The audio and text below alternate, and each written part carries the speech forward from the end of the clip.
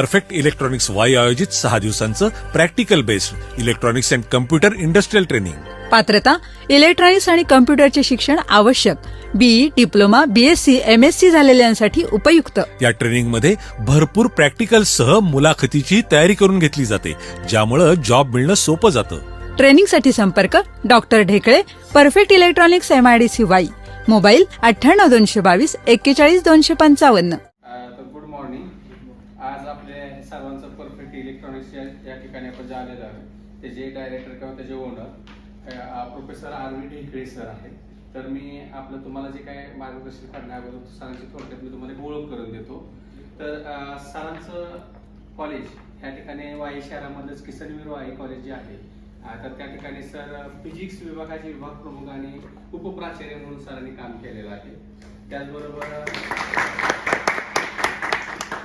करत असताना सरांचं संशोधन आणि काही संशोधन प्रकल्प किंवा रिसर्च प्रोजेक्ट सरांना काय सँक्शन झालेले आहेत आणि साधारणपणे 2016 साली सर रिटायर झाले आणि त्यांनी आपले जी काही BSc जी काही मुलं आहेत, म्हणजे जे फिजिक्स इलेक्ट्रॉनिक्स जे असतील, तर त्यांना एक नवीन बाबा स्टार्टअप किंवा इलेक्ट्रॉनिक्समध्ये बाबा तुम्ही काय करू शकता, म्हणजे अशा साधारणपणे असे वर्कशॉप वगैरे किंवा काय तुम्ही थोडाफार स्टार्टअप वगैरे पण तुम्ही करू शकता आणि मुलांना माहीत व्हावं त्यासाठी सरांनी त्यांच्या निवृत्तीनंतर काय केलेलं आहे की हा व्यवसाय सुरू केलेला आहे. त्याच्या अगोदर सरांकडे म्हटलं तर शिवाजी विद्यापीठाच्या कार्यक्षेत्रामध्ये सर BOS मेंबर म्हणून होते. BOS म्हणजे काय की तुम्ही जो आता BSc ला जो काय शिकता त्याचा सिलेबस किंवा अभ्यासक्रम जे तयार करण्याचं काम असतं का नाही, त्याच्यामध्ये सरांनी काम केलेलं आहे.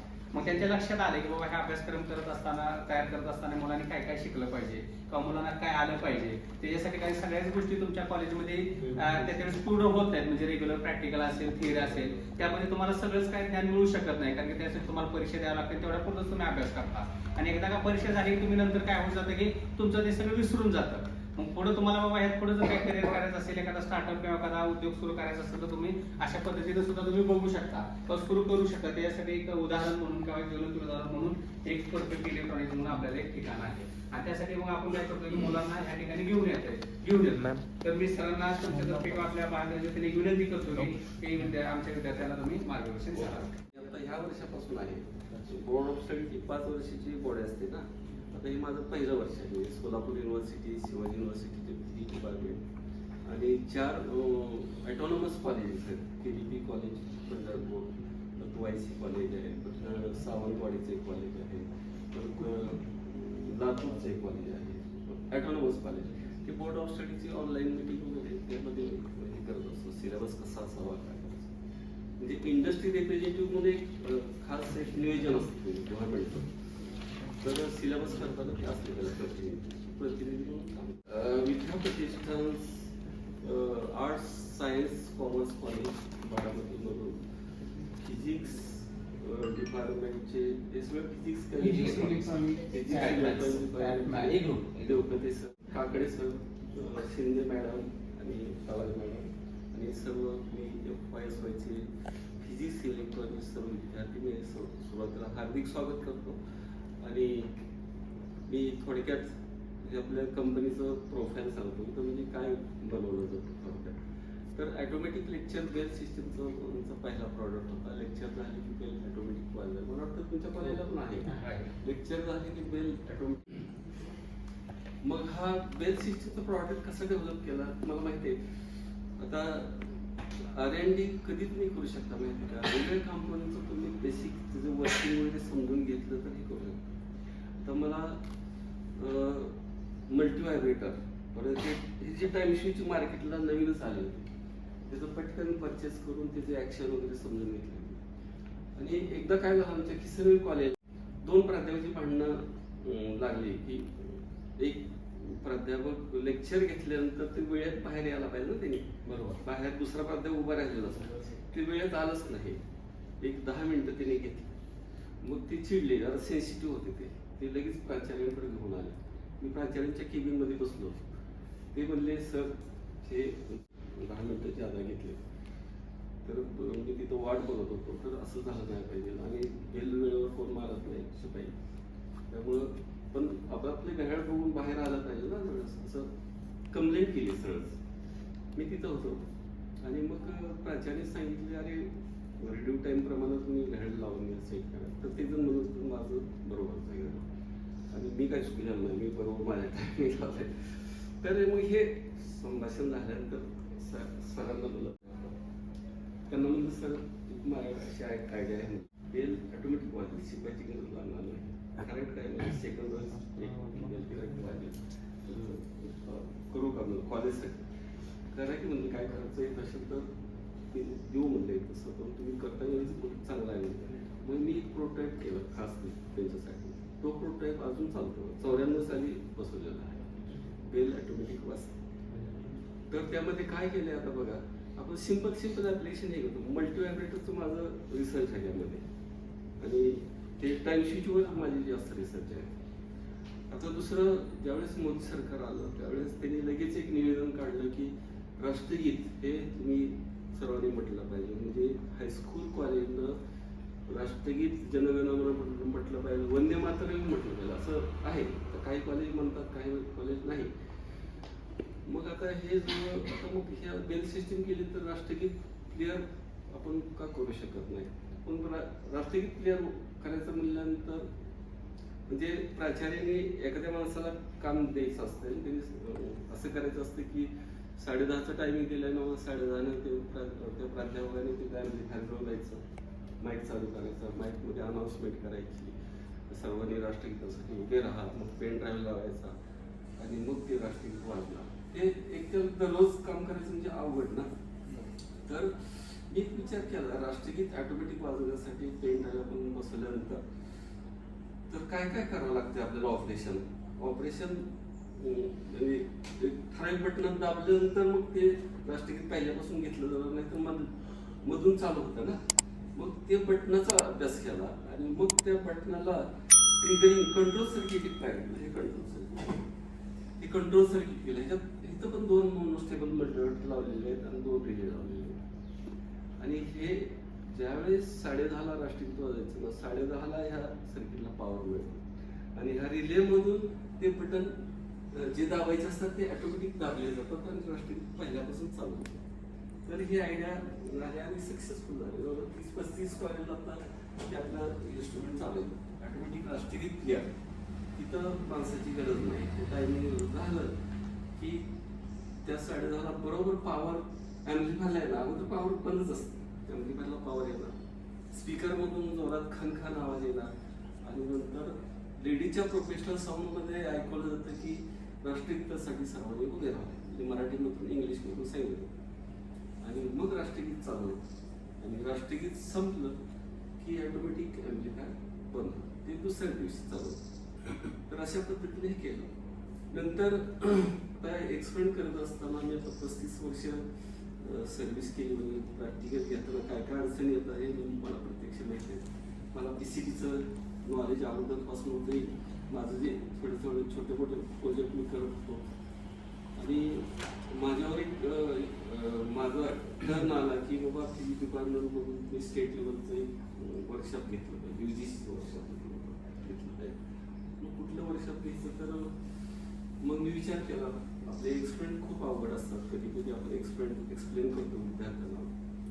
एखाद्या सर्किट समजा अस्टेबल मल्टीमीटर असेल, बिल्ड कसं करायचं, परत टेस्ट कसं करायचं, आपण विद्यार्थ्यांना समजावून सांगून प्रत्येक सक्सेसफुल असं नाही. विद्यार्थी विचार येतात किंवा सक्सेस होत नाही, मग तिथं प्राध्यापकाचा निर्णय जातो. मग माझ्या डोक्यात अशी आयडिया होती की डबल साईड PCB वापरून आपण सिम्प्लिफाय एक्सपेरिमेंट करू शकतो. ही आयडिया डोक्यात अगोदर आणि प्रोफेशनलमध्ये आपण आणू शकतो. मग मला हा चान्स मिळाल्यामुळं मग मी एक प्रपोजल लिहिलं. त्या प्रपोजलचं टायटल असं होतं, how to simplify electrical and electronics experimental boards for science college, engineering college. आणि मी दुसरा प्रस्ताव पाठवला की बाबा अशा पद्धतीनं जर आपण हे केलं, डबल साईड PCB वापरली तर एक्सपेरिमेंट सोपे होतात. त्यासाठी मला प्राध्यापकासाठी एक वर्कशॉप घ्यायचं आहे. 70-80 प्राध्यापक करून ते वर्कशॉप घ्यायचं. त्यासाठी मला 1 लाख रुपये मी अनुदान द्यावे. मग तिने मला 80,000 मंजूर केले 2007 मध्ये. मग त्यावेळेस मी PCB आता तुम्हाला काही बोर्ड दाखवते, तसले बोर्ड म्हणजे 20 एक्सपेरिमेंट मी करून ठेवले लॅबमध्ये. आणि पहिल्या दिवशीचं इनॉग्रेशनचा कार्यक्रम आहे ना, ते पुणे युनिव्हर्सिटीचे इलेक्ट्रॉनिक सायन्सचे head Saligram sir, doctor Saligram sir त्यांना बोलवलं. त्यांना अगोदर इनॉग्रेशन पूर्वी त्यांना एक्सप्लेन करून दाखवले आयडिया कशी सोपे एक्सप्लेन करतात. आणि मग ते इनॉग्रेशन प्रोग्राममध्ये त्यांनी पण माझं कौतुक केलं, एक्सप्लेन छान बनवून असं बघायला मिळत नाही. सेकंड डेला समारोपचा कार्यक्रम असतो वर्कशॉपमध्ये. समारोपच्या कार्यक्रमामध्ये शिवाजी युनिव्हर्सिटीचे इलेक्ट्रिक डिपार्टमेंटचे हेड सावंत सर होते त्यावेळेस. त्यांना बोलवलं. त्यांनाही त्यांच्या स्पीचच्या अगोदर लॅबमधले एक्सप्लेन करून दाखवले कसे बोर्ड केलेले. आणि त्यांनी खूप दोघांनी माझं कौतुक केलं की जर पण डेव्हलप झालं. एक्सपेरिमेंटल बोर्ड जवळ सायन्स कॉलेज इंजिनिअरिंग कॉलेजला जवळ 200 बोर्ड आम्ही डेव्हलप केले. तुम्हाला दाखवतो. आता इथं बघितली की प्रोडक्शन कुठे दिसत नाही, तर ती बोर्ड आत रॅकिंग केलेलं आहे सगळं. कुठली ऑर्डर आली की लगेच ती काढायची की असेंबल करायची, टेस्ट करायची, पाठवले अशा प्रकारे. नंतर सिक्युरिटी सिस्टीमचं आमचं डेव्हलपमेंट आहे. आता सिक्युरिटी सिस्टीम मॅडम दाखवते. नंतर त्याच्याबरोबर जनरल फिजिक्स म्हणजे आता आम्ही electrical electronics experimental board develop करतो म्हणजे तर कॉलेज जनरल फिजिक्स ऑप्टिक्सचे पण एक्सपेरिमेंटची रिक्वायरमेंट आमच्याकडे. तर ते पण मग आम्ही त्याचे डिस्ट्रीब्युटरशिप घेऊन ते मॅनेज करत असतो. तर ते पण देत असतो. तर असे वर्क असतात. तर पहिल्यापासून आपण बघूया. पहिल्यांदा आपण राष्ट्रगीताचं बघूया. हे बघा, राष्ट्रगीतासाठी स्पेशली डेव्हलप केलेलं कार्ड हे आपल्या साईडला बसवलं आहे. हा जो टाइम शीट आहे तो इथं वरच्या साईडला इथं बसवलेला आहे. आणि आता हे काय ऑटोमॅटिक आपल्याला बघता येणार मॅन्युअल्स बघूया. ज्यावेळेस खन आवाज येईल तेव्हा आपण सर्वाधिक वर आहोत राष्ट्रगीताचे.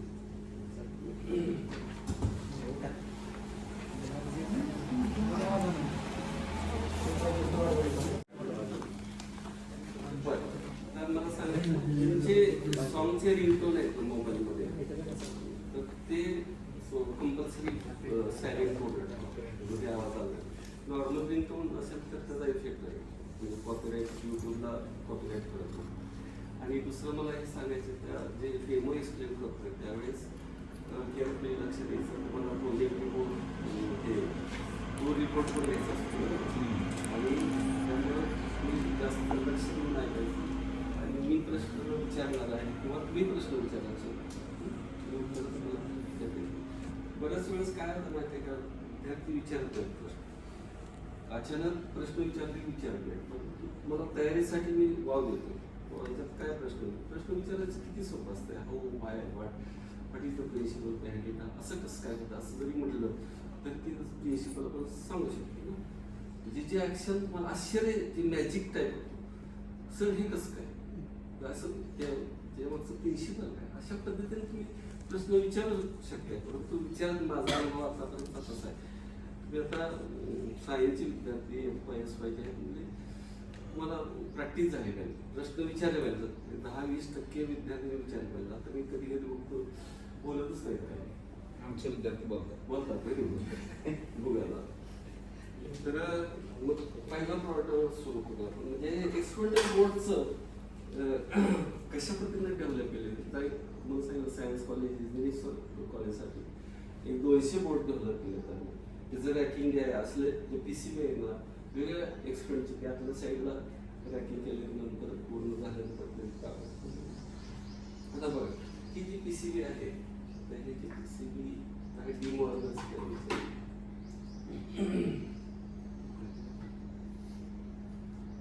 हे डिमॉर्गन्स थेरमचं हे PCB आहे. मी दोन्ही साईड जर बघितल्या तर सेम ट्रॅकिंग आहे बघा. आता समजा हा ट्रॅक जर बघितला असा तर खालचा ट्रॅक बरोबर त्या खाली त्याचे जे होल्स आहेत ना त्याचा IC 3 IC इकडे 3 IC त्या ICचे होल सुद्धा बरोबर त्या खाली असते. आणि प्रत्येक होल ते PTH आहे. PTH म्हणजे काय माहिती आहे, प्लेटेड थ्रू होल. म्हणजे प्रत्येक होल सुद्धा कंडक्टिंग आहे लक्षात. आणि अशा टाईपचं PCB हे माझं R&D आहे. मला मार्केटमध्ये कुठंच आमचं प्रॉडक्ट मिळणार नाही. म्हणजे अमेझॉनला सुद्धा असले बोर्ड मिळणार नाही. हे याची सुद्धा ते इनोव्हेशन मला सांगितलंच ना. आणि आता बऱ्याच सायन्स कॉलेजला इंजिनिअरिंग कॉलेज चालतात आहे. एक्सपिरियन्स सोपे होतात, विद्यार्थ्याचा वेळ जात नाही. आता मला टेंडर इथं काढलं होतं इस्लामपूरचं PCA डिपार्टमेंटचं. त्यांना डिजिटल इलेक्ट्रॉनिक सर्किट अवघडच त्यांनी घेतलेले होते आणि 5-6 कॉम्पिटिटर माझ्याबरोबर आले होते. तिथे गेल्यानंतर ते तिथल्या सरांनी आग्रह धरला की आम्हाला असलीच बोर्ड पाहिजे, परफेक्टच पाहिजे. दुसरे डिजिटल सप्लायर होते ते नकोच म्हणजे आम्हाला. हे तिने लॅबमधले घेऊन आले, आमचे बॉक्सेस असलेले बॉक्सेस घेऊन आले आणि ते अडॅप्टर पॉवर सप्लाय सुद्धा त्याला लागत नाही एक्स्ट्रा काय आणि पटकन एक्सपेरिमेंट. तर हा इफेक्ट मी तुम्हाला सांगतो की सोपे एक्सपेरिमेंट कसे होतात आणि प्रिफर करतात. मला 1.25 लाखाची ऑर्डर लगेच त्यांनी दिली. उलट आमचा GST नंबर नव्हता तरी केवळ प्राध्यापकांचं रिकमेंडेशन होतं मॅनेजमेंटला यांचं चांगलं काय, तर ते आम्हाला मिळालेलं ऑर्डर. तर ह्याचे बेनिफिट्स तुम्हाला सांगा म्हणजे लवकर एक्सपेरिमेंट कसा होतो. तर एक पॉवर सप्लाय जो आहे अडॅप्टर 12 व्होल्टचा पॉवर सप्लाय आहे. आपण लॅबमध्ये बघतो की 0 to 30 व्होल्ट पॉवर सप्लाय 1000 रुपये घालून 5-10 पीसेस आपण मागवतो. काही गरज नाही. पॉवर सप्लायची वेगळी घेण्याची गरज नाही. एक अडॅप्टर आमचं 300 रुपयाला मिळतं. आता ह्याचं वैशिष्ट्य तुम्हाला सांगतो. मार्केटमध्ये तुम्ही म्हणणार अडॅप्टर मार्केटमध्ये असतातच ना, परंतु तो मार्केटमधला जो अडॅप्टर तुम्ही घेतला आणि त्याच्या इनपुटला जर व्होल्टेज तुम्हाला AC व्होल्टेज दिलं 170 ते 270 व्होल्टेज व्हॅरी झाल्यानंतर त्याचं जे आउटपुट असतं अडॅप्टरचं तर ते 9 ते 16 व्होल्ट पर्यंत व्हॅरी होतं प्रॅक्टिकली बघितलं. परंतु आम्ही काय केलं त्या अडॅप्टरमध्ये 7812चा रेग्युलेटर लावलेला आणि असे मार्केटमध्ये रेग्युलेटरवाला मिळत नाही. त्यामुळं इनपुट व्होल्टेज 170 ते 270 व्होल्ट AC व्होल्टेज व्हॅरी झालं तरी 12 व्होल्ट फिक्स राहतं. म्हणजे 12 व्होल्ट फिक्स सर्किटला मिळणार. तुमचं व्होल्टेज कसं फ्लक्च्युएशन झालं. आता हे डिजिटल सर्किट म्हटल्यानंतर तुम्हाला वाटेल की बाबा 5 व्होल्ट लागतो मग 5 व्होल्ट काढतो. तर इथं एक जीनर डायोड वापरलेलं आहे 5 व्होल्टचं. 12 व्होल्टचं 5 व्होल्ट कन्व्हर्शन केलेलं आहे आणि प्रत्येक डिजिटल आयसीला 5 व्होल्ट दिलेलं आहे. आता हे डिमॉर्गन्स थेरम आहे. त्याला 2 इनपुट स्विचेस आहेत A आणि B आणि त्याचे आउटपुटचे LED लावलेले आहेत. मला माहिती आहे पहिला De Morgan's theorem LHS RHS show करायचं असते. दुसरा डिमॉर्गन्सला तसंच करायचं LHS RHS म्हणजे काय हा LED लागला की हा लागला, हा विजला की हा विजला. तर थेरम क्लोज झाला. वेगळ्या इनपुट कॉम्बिनेशन आहे. तसंच इथं दुसऱ्या थेरमला LHS RHS झालं. मग पहिला थेरम कोण सांगता डिमॉर्गन्स थेरम सांगा. Complement of sum is equal to product of the complement असं थोडक्यात म्हणून सांगतो. Complement of sum is equal to product of their complement. हा पहिला थेरम झाला. दुसरा थेरम कसं सांगता येईल complement of product is equal to sum of their complement. तर असा थेरम आहे आणि हे आपण हे 2 इनपुट स्विचेस आहेत. आता बघा हे 2 इनपुट स्विचेसचं स्टेटस काय तर हे LED ह्या स्विचचा आहे, हा LED हा विजलेला आहे म्हणजे काय झालं बायनरी 0 बरोबर. तर बायनरी 1 केलं आणि आपल्याला वेगळ्या इनपुट कॉम्बिनेशनला हे बघायचं की पहिल्या थेरमला हा लागला तर हा लागला पाहिजे, हा लागला तर हा लागला पाहिजे, लागलेला म्हणजे पहिल्या इनपुट कॉम्बिनेशनला हे ट्रू आहे बरोबर. आता 0-1 करूया. याची किंमत 0 याची किंमत 1 करूया. हा LED लागला. आता ह्या दुसऱ्या इनपुट कॉम्बिनेशनला पहिल्या थेरमला हे ट्रू आहे LHS RHS झालं ते पण बरोबर आहे. जे 0-1ला बरोबर झालं. आता इथला 1-0ला जर केला तर समजा हे 1 टाकलं हे 0 स्टेट तीच राहील बरोबर. आता 1-1ला काय होतं बघा 4 LED दिसतात तिथं पण ट्रू आहे LHS RHS झाला. हे डिमॉर्गन्स थेरम झाला. किती वेळ लागला तर मग प्राध्यापक म्हणतात विद्यार्थ्यांनी काय करायचं. विद्यार्थ्यांना हे जे सर्किट डायग्राम्स असते सर्किट डायग्रामचे ट्रॅक तुम्ही ट्रेस करत बसू शकता. मग सर्किट डायग्राम पिशवी बरोबर केली का बॅक साईडला पण इथं प्लास्टिक कव्हर आम्ही त्यासाठी ठेवलं. ते काही जणांची मागणी वुडन बॉक्स पाहिजे. वुडन बॉक्स बघतो की आमचं जे टेक्निक आहे त्यात दिसत नाही. कधी कधी ICच्या खोल होतं समजा इथे एक ट्रॅक गेला ICच्या आतून जातो ते विद्यार्थ्यांना ट्रॅक करण्यासाठी हे प्लास्टिक बॉक्स वापरलेले आहे. आता ह्याचं वैशिष्ट्य म्हणजे 10 सर्किट आपण लावले असे आणि पॉवर गेली तर आपण काय करतो जनरेटर चालू करतो तर काही गरज नाही. एक छोटा बॅटरी 12 वोल्ट साध्या रुपयाची 1500 मिळते. ते 12 वोल्टचं तुम्ही जर तसं हे करून ठेवलं, 12 वोल्ट सगळ्याच एक्सपेंटला 12 वोल्टचं दिलं, सगळं एक्सपेंट चालतं. जनरेटरची सुद्धा गरज पडते. आता तिसरा महत्वाचा फायदा असा की एक्सपेंट विद्यार्थी बंद पडतात.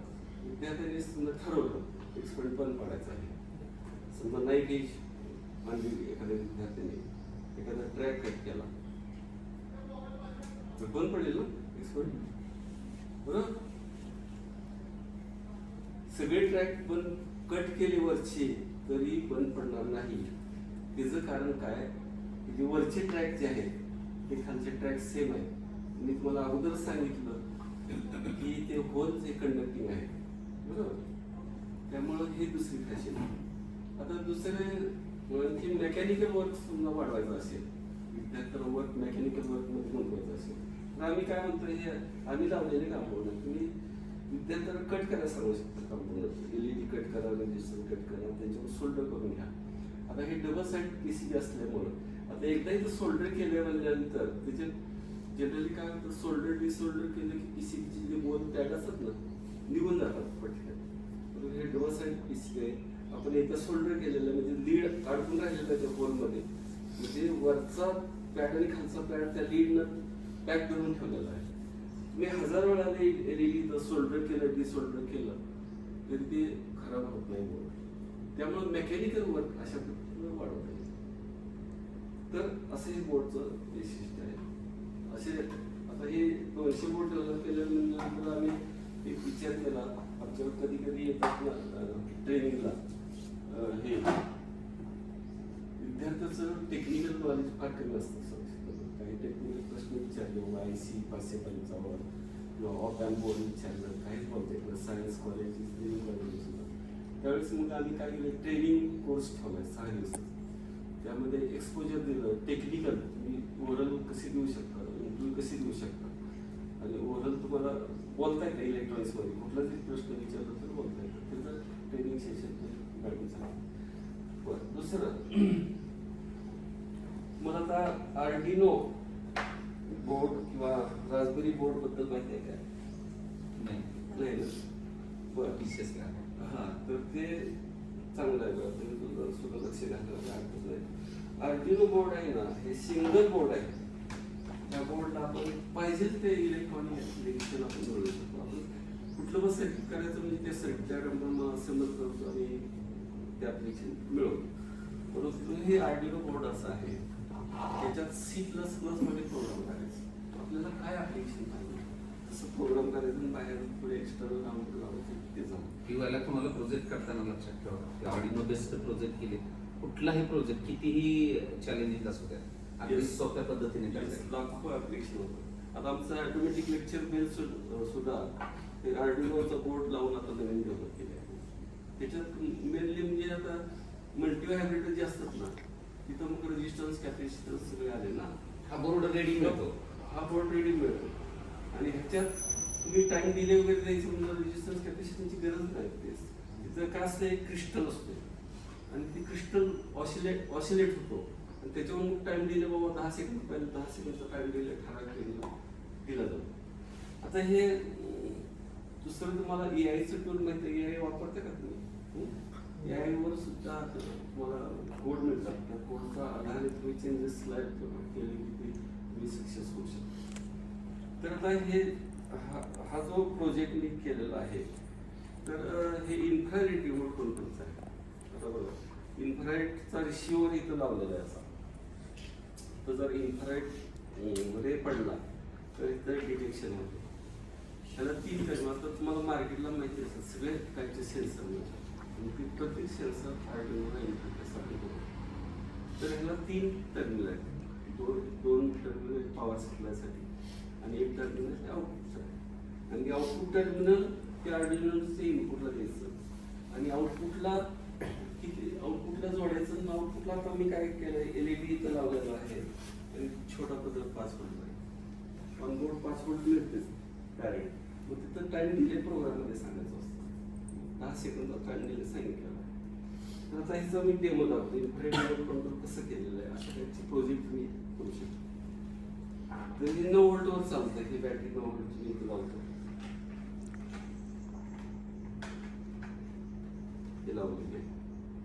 तर हा जो ट्रान्समीटर आता जे आहे तुम्हाला माहिती आहे याची अशी काय किंमत असते आर्डिनो बोर्ड? आर्डिनो बोर्ड तुम्हाला 500-700 रुपयापर्यंत मिळतात. प्रोजेक्ट करताना इंडिव्हिज्युअल पण तो रेडियस आहे की त्याचे सेन्सर फक्त आपण लावायचे आणि प्रोजेक्ट करायचं. एलईडीचा हा ट्रान्समीटर आहे. एलईडी आता हे बटन दाबलं की एलईडी लागलेलं दिसत नाही आपल्याला, परंतु इन्फ्रारेड आपल्याला दिसत नाही लक्षात घेऊन, तर हे ट्रॅव्हल होते. तर असं हे ओरिएंट करून आपल्याला हे करायचं. आता हे रिसिव्हर आहे तो मी इथे शोधतो.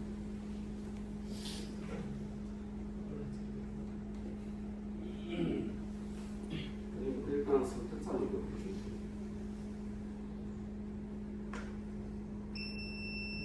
10 सेकंदचा डिले दिलेला आहे.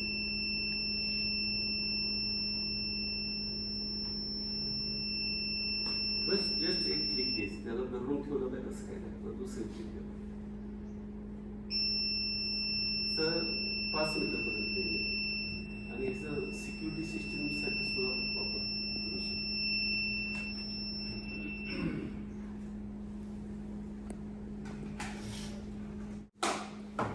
त्यानंतरचा दुसरा प्रोजेक्ट आहे programmable single phase motor panel. हे त्याच्या बंगल्यावर पाण्याची टाकी असेल आणि पाण्याची मोटर असते, ती मॅन्युअली मोटर चालू करता पाण्याची टाकी भरतात आणि पाणी फ्लो झालं की ते बंद करतात. परंतु ही टाईमशीटचा यूज करून त्याच्यात प्रोग्राम करून तुम्ही हे करू शकता. समजा तुम्ही सर्वे केला किंवा आपल्याला पाणी किती लागते किंवा मोटर चालू केल्यानंतर पूर्ण टाकी भरायला किती वेळ लागतो, साधारण 1.25 तास लागते असं समजा. तुम्ही 1च तास तिथं द्यायचे त्याला, म्हणजे ओव्हरफ्लो पण मोठं झाले नाही पाहिजे. रेग्युलर वॉटर युटिलाइज झालं पाहिजे. त्यामुळं 1.25 तास लागत असेल तर 1 तास भरा, म्हणजे पूर्ण भरायचीच नाही, म्हणजे ओव्हरफ्लो पण टँक झालं नाही पाहिजे. मग इथं समजा 8 वाजता सकाळी 8 वाजता मोटर ऑटोमॅटिक चालू करायचं, म्हणजे प्रोग्राम करायचा. प्रोग्राम करणं म्हणजे फार अवघड नाही. ते सी लँग्वेज वगैरे असलं पण इथं नाही. युजर तुम्ही हातातल्या घड्याळ जर सेट करता ना तसं हावर मिनिट सगळे बटन आहे. रिअल टाईम क्लॉकची फॅसिलिटी आहे. तुम्ही 8 वाजता टायमिंग भरायचं, खाली बटन दाबून हावर्स आणि मिनिट दाबून फिक्स भरतो. नंतर 9चं दुसरं टायमिंग ऑफ टायमिंग भरायचं. आणि ज्यावेळेस 8 वाजतील त्यावेळेस मोटर ऑटोमॅटिक चालू. ज्यावेळेस 8 वाजते ना त्यावेळेस इथलं युनिट लागतं. ज्यावेळेस युनिट लागेल त्यावेळेस 8 वाजता समजा त्यावेळेस इथलं बल्ब लागेल, तिथं व्होल्टेज जर त्यावेळेस आलेलं असेल मोटर तुमची चालू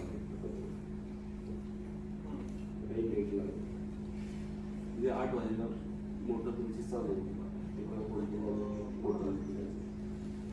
9 वाजल्यानंतर खारट लेवलपर्यंत पाण्याची टाकी भरली असेल, त्यामुळे 9 वाजता हा इंडिकेटर विजेल. दुसरं सेकंड टाइम 9 ऑफ टाइम यायचा. आता हे ऑफ करतो. दुसऱ्याचं ऍप्लिकेशन असं सिक्युरिटी सिस्टीम म्हणून करू शकतो. बऱ्याच ठिकाणी दिलेले आहेत बसून की फोर्स लॅम्प, हे जे लॅम्प आहे ना फोर्स लॅम्पला लावायचं, त्याच्यात 16 टाइम ड्युरेशन भरता येतं. तुम्ही पोस्ट लॅम्पला काय करता की संध्याकाळी 6:30 झाले की मॅन्युअली स्विच ऑन करता, झोपण्याच्या वेळेस 11 वाजता स्विच मॅन्युअली ऑफ करता, नंतर ते लॅम्प पोस्ट लॅम्प बंद झाले.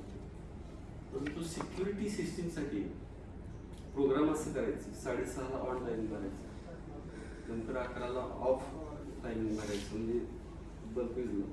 परत नंतर दुसरं ड्युरेशन असं भरायचं की 11:30ला परत चालू झालं, नंतर 12ला बंद झालं. असं अर्ध्या तासाला ऑन ऑफ करत ठेवायचं, असं ड्युरेशन टाइम ड्युरेशन. चोरी होण्याची शक्यता कधी असते माहिती आहे का? 2 ते 3.5. मग तिथं 2 ते 3.5 पर्यंत आलं 15-15 मिनिटाचं ऑन ऑफ नंतर 5 वाजेपर्यंत 6 वाजेपर्यंत अर्ध्या तासात द्यायचं, 16 टाइम ड्युरेशन मध्ये बसते. अशा पद्धतीनं तुम्ही जर प्रोग्राम केला चोर धाडसच करणार नाही.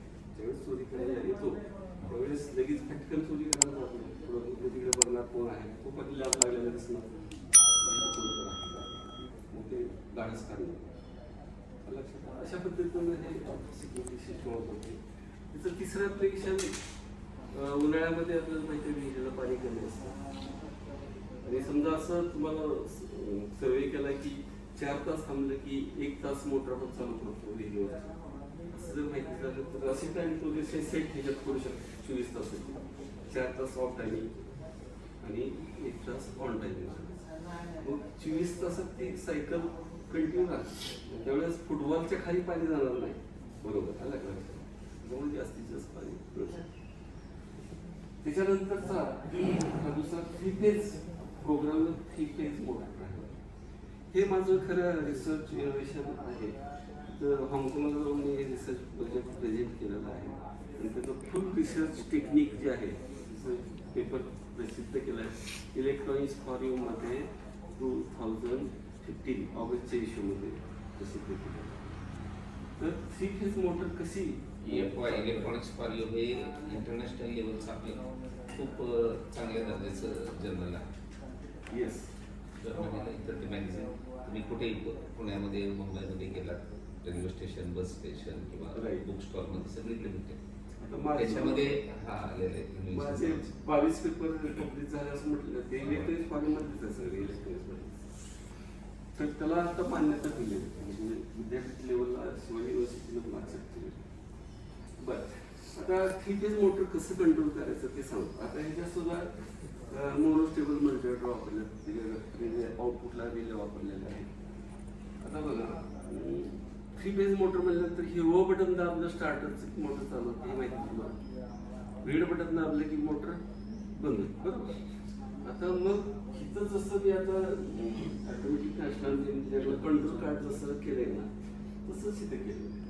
आता ह्याचं टेक्निक एक समजून घ्यायचं. आपण स्टार्ट बटन दाबतो म्हणजे काय एक्झॅक्टली करतो. तुम्ही जर बघितलं खोलून आत स्विच ज्यावेळी बटन दाबतो ना एक प्लेट जी असते ना तर 2 टर्मिनलला अशी टच होते आणि आतला रिले ऑपरेट होतो. रिले ऑपरेट झाले की 3 लाईन्स पुढे जातात 3 फेजच्या मोटर आणि मोटर चालू. ते थोडक्यात मला टच करायचं जसं तिथं एक बटन प्ले हे केलं की सुरुवातीपासून रेकॉर्ड घेतलं जातं म्हणजे प्लेइंग घेतलं जातं. तसंच इथं स्टार्ट बटनला इंटरनल क्लिक द्यायची आपल्याला. आता समजा कोणता दाखवतो, समजा हे कंटिन्युटी मोडला मी ठेवतो, कंटिन्युटी टेस्ट करतो. त्यावेळेस या 2 वायरमध्ये कंटिन्युटी घेतो ना.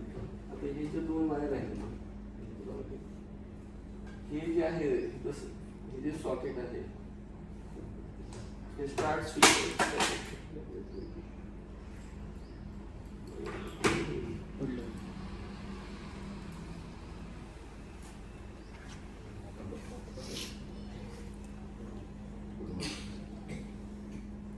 स्टार्ट स्विच मध्ये सुरुवातीला मी कसं होतो त्याच्यात 2 वायर आहेत.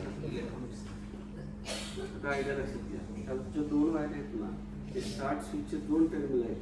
त्या 2 टर्मिनलला क्रॉस आपण जोडायचं सगळं आणि ह्या 2 वायर मधून आपण रिले टर्मिनल मधून कंटिन्युटी थोड्या वेळासाठी द्यायची. तर लगेच हे बटन दाबल्यासारखं ऍक्ट होईल ना. आता बघ आता 8चं आपण हेच उदाहरण घेऊ. 8ला मोटर चालू झाली का 9ला बंद झाली.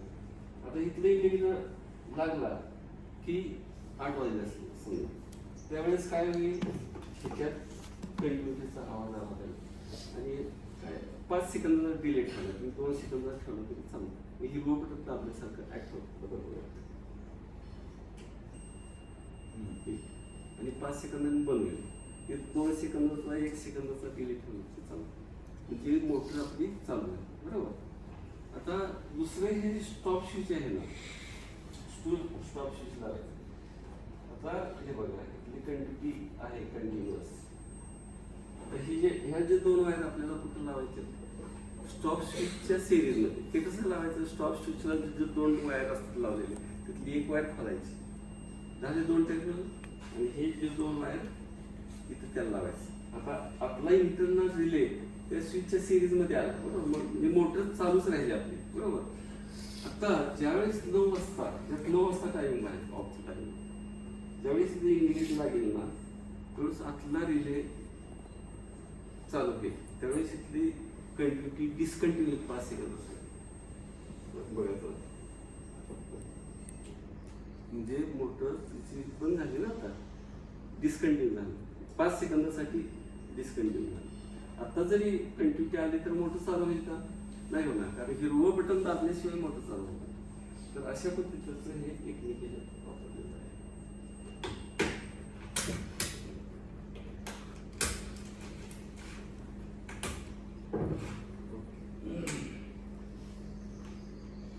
त्यानंतर सिक्युरिटी सिस्टीम आहे, त्याच्यात मोबाईल बसवलेला आहे, एक इलेक्ट्रॉनिक सर्किट आहे. मला आता हे थोडं अवघड वाटू शकतं या पैसे लेवलला, पण आणखी 1-2 वर्षानंतर तुम्ही पुढे गेल्यावर किंवा पुढच्या वर्षी प्रोजेक्ट करताना ह्या गोष्टी तुम्हाला समजून घ्याव्या लागतील, लोकांना भेटावं लागेल, दुकानात जावं लागेल, बघावं लागेल, किंवा जाणून घेतील. तर हे आधीचे तुम्हाला प्रिपरेशन होते की कसा करायचा प्रोजेक्ट, म्हणून हे लक्ष देऊ नाही का, मोबाईल थोडं खिशात ठेवा, बाजूला ठेवा. म्हणजे सर काय सांगताय ते खूप महत्वाचं आहे. 1 वर्षानंतर तुम्हाला कळेल की आपल्याला किती सोपं जात आहे. बरं. आणि लॉंग टाईम, लाईफ टाईमसाठी घरी सुद्धा आपण त्यासाठी फिजिक्स असावं, ठेवायला इलेक्ट्रॉनिक्स असावं असं काही नाही. आयुष्यात सगळ्यांना एखाद्या घरात कधीतरी नवीन इन्स्ट्रुमेंट येतं, त्याच्याशी कधीतरी बंद पडतं, चालू करावं लागतं, समजून घ्यावं लागतं. इन्स्ट्रुमेंट कसं बंद केलं कसं चालू करायचं तुम्ही फिजिक्स इलेक्ट्रिक प्रॅक्टिस करू शकता. तर एआयच्या माध्यमातून काही उदाहरण तुम्हाला सांगू शकता काय ते.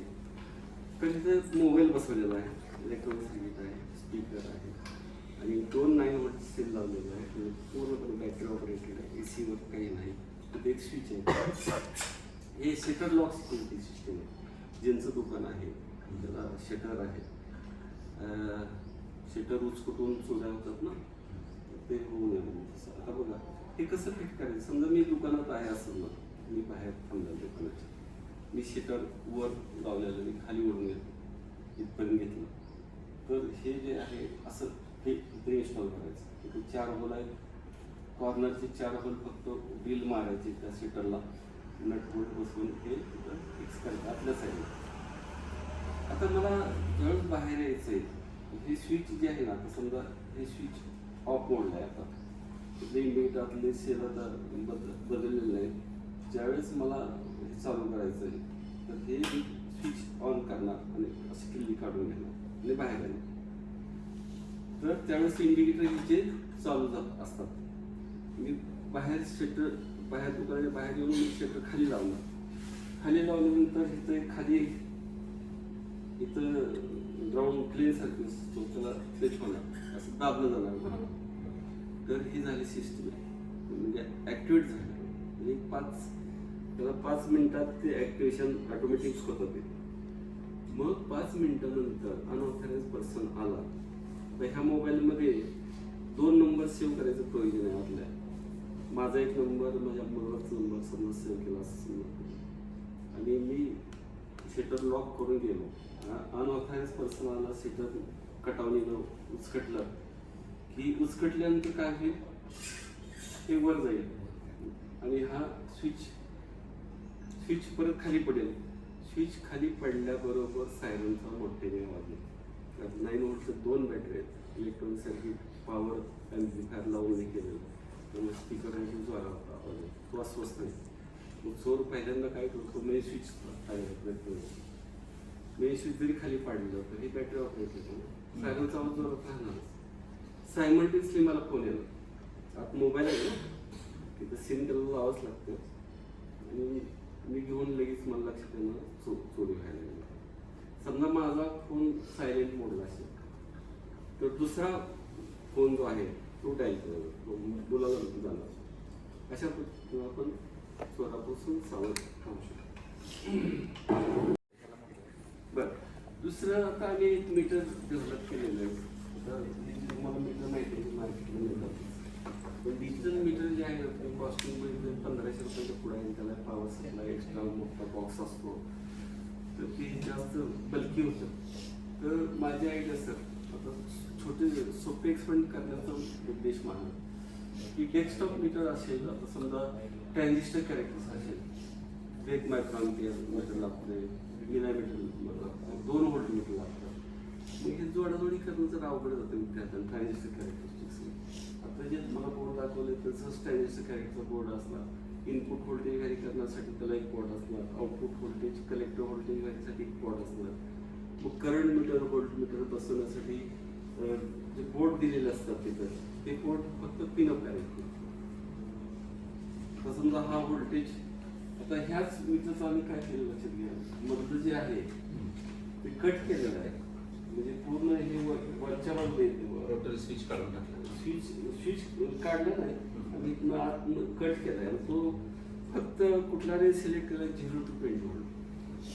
मग जिथं मायक्रोमीटर घ्यायचं समजा 0 to 2000 मायक्रोमीटर, तिथं ते रेंज सेट करायचं आणि इथं पॅक करायचं. आता पॅक करताना मल्टीमीटर पॅक केला की डिस्प्ले इथं दिसेल आणि एकच रेंज सिलेक्ट केलेला आम्ही. इथे एक स्विच दिलेला आहे, स्विच दिला की हे 0 पडतं. ते विद्यार्थ्यांनी काय करायचं, हे पिन अप करायचं, स्विच ऑन करायचं, लगेच एक्सपेरिमेंट लगेच होईल, जास्त वेळ लागतो. तुम्ही असं समजा हे 4 मल्टीमीटर हे असले डेस्कटॉप 4 मल्टीमीटर दिले तर किती अवघड होईल. विद्यार्थ्यांना समजावून सांगावं लागेल, बाबा हे मायक्रोमीटर आहे, हा रेंज इथं ठेव. आणि विद्यार्थ्याला काय समज असले ठरत असतात. Even DC voltage 0 to 30 volt power supply तुमच्याकडे असतात. सरांनी सांगितलं असेल 9 व्होल्ट ॲम्प्लिफायर, ठीक आहे, त्याला फिरवायला असेच असतं. 30 व्होल्ट दिलं की घेऊन दिसतो कधी कधी, तर ते ह्याच्यात होत नाही अशा. तर ह्याच्यात आमचं नाविन्य काय, हे डेस्कटॉपसाठी मीटर लो कॉस्ट कसं करायचं.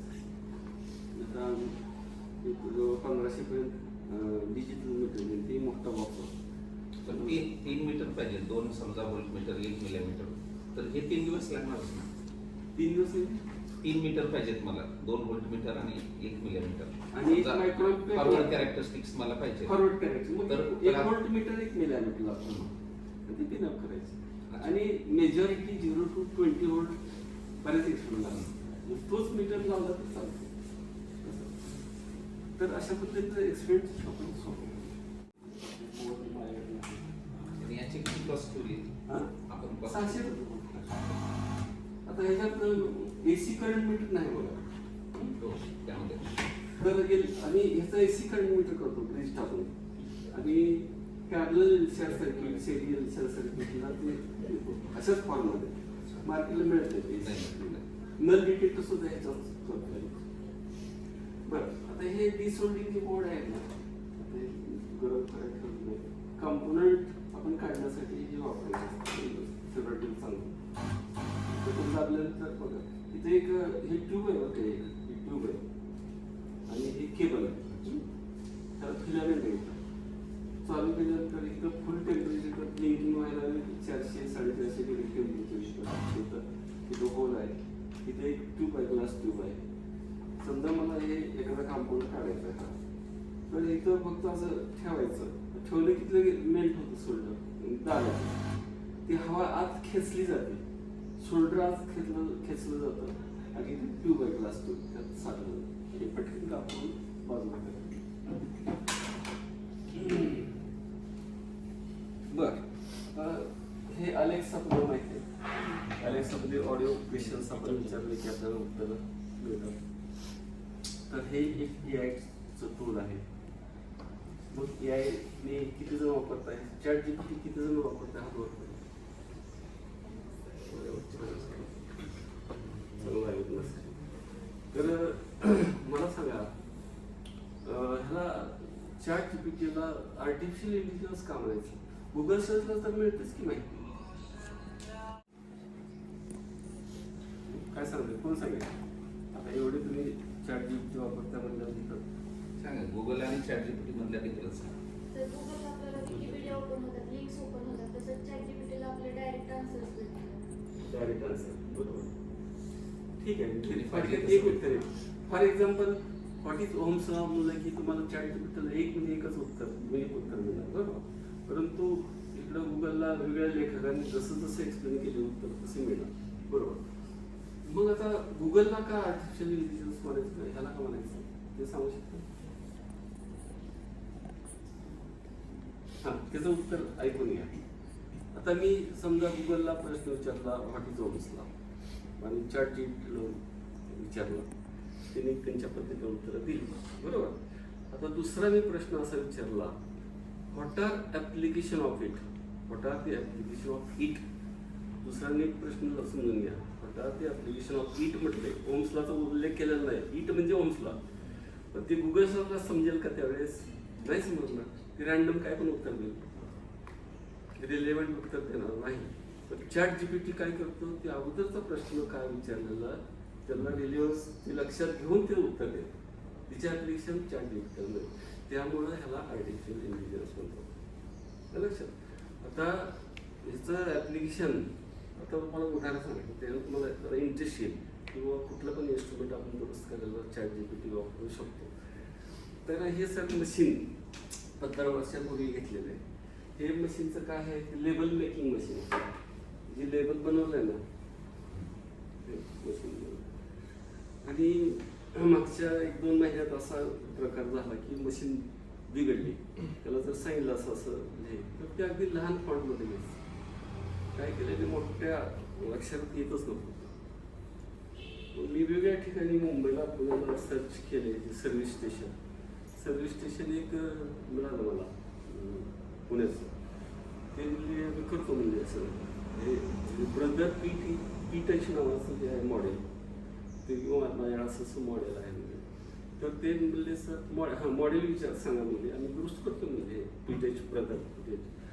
तर ते म्हणले की सर तुमचं मॉडेल फार जुनं आहे, नंतर होणार नाही. मी आता दुसरे 15,000 रुपये घालायचा विचार केला होता हे स्क्रॅपमध्ये पाठवा. परंतु एक मला जाणवलं किंवा चॅट जीपीटीला विचारून बघा. चॅट जीपीटीला सांगितलं की बाबा हे ब्रदर पीटी टच नावाची मशीन माझ्याकडे आहे, त्याचं मॉडेल नंबर असा असा आहे. तर ह्याच्यात फॉन्ट मोठा करता येत नाही. तर काय केलं पाहिजे, वेगवेगळे प्रकार सांगितले म्हणजे काय करायचं. सोल्युशन सांगतात 2-3 वे, म्हणजे एक म्हणजे एकच सांगत नाही, वेगवेगळे प्रकार बघायचे. तिने एक वे सांगितलं होतं की त्याचं जे हेड असते त्याला हेडला क्लीन करणं गरजेचं. स्टिकी पदार्थ चिकटलेला असतो तर ते क्लीन करून बघणं. माझ्याकडं WD-40 नावाचं सोल्युशन आहे. जिथं गंजलेलं असते ना ते गंजलेला पार्ट स्प्रे मारला की निवड होते लगेच. ते सोल्युशन हेडच्या तिथे टाकलं आणि सॉफ्ट कॉटन कपड्याने ते पुसलं. माझा प्रश्न सुटला. दुसरं, माझा लॅपटॉप बंद पडला होता, स्क्रीन येत नव्हतं. मग सगळं बॅटरी तर ओके आहे, बॅटरीचं पॉवर इंडिकेटर पण दाखवते, परंतु काय केलं ना माझं स्क्रीनच येत नव्हतं. मग ते पण मी विचार करत होतो दुरुस्तीला जाणार 5,000 रुपये मी मनाची जाहीर केली होती. चॅट जीपीटीला सांगितलं असं असं लॅपटॉप आहे, असं असं मॉडेल आहे आणि त्याचं बॅटरी फुल आहे परंतु स्क्रीन येत नाही. तर त्यांनी वेगळे वेज सांगितले, ते वे करून बघितले. त्यांनी फंक्शन की कुठल्या सिक्वेन्सने दाबायचं ते सांगितलं. तो प्रश्न सुटला. दुसरं, आता चॅट जीपीटीमध्ये जेमिनी ॲप पण आहे. चॅट जीपीटीवरून आम्ही आता रफ डायग्राम काढायची आणि फेअर डायग्राम करायची. जर चॅट जीपीटी सांगितलं, आता आम्हाला इनव्हर्स स्क्वेअर लॉचं एक कॉलेजला चार्ट बनवायचं होतं ना, मग ते आम्ही रफ डायग्राम काढली, चॅट जीपीटीला अपलोड केली आणि मला हे डायग्राम पाहिजे फेअर. तर ते जसं फेअर डायग्राम छापण्याच्या सारख्या डायग्राम असतात ना तसे छापले, तसली डायग्राम मिळतात. हे पण लक्षात घ्या, हे नवीन. दुसरं, तुम्ही कुठला पण फोटो अपलोड करा चॅट जीपीटीला सुद्धा फोटो अपलोड करायचा आणि give me background colour as white.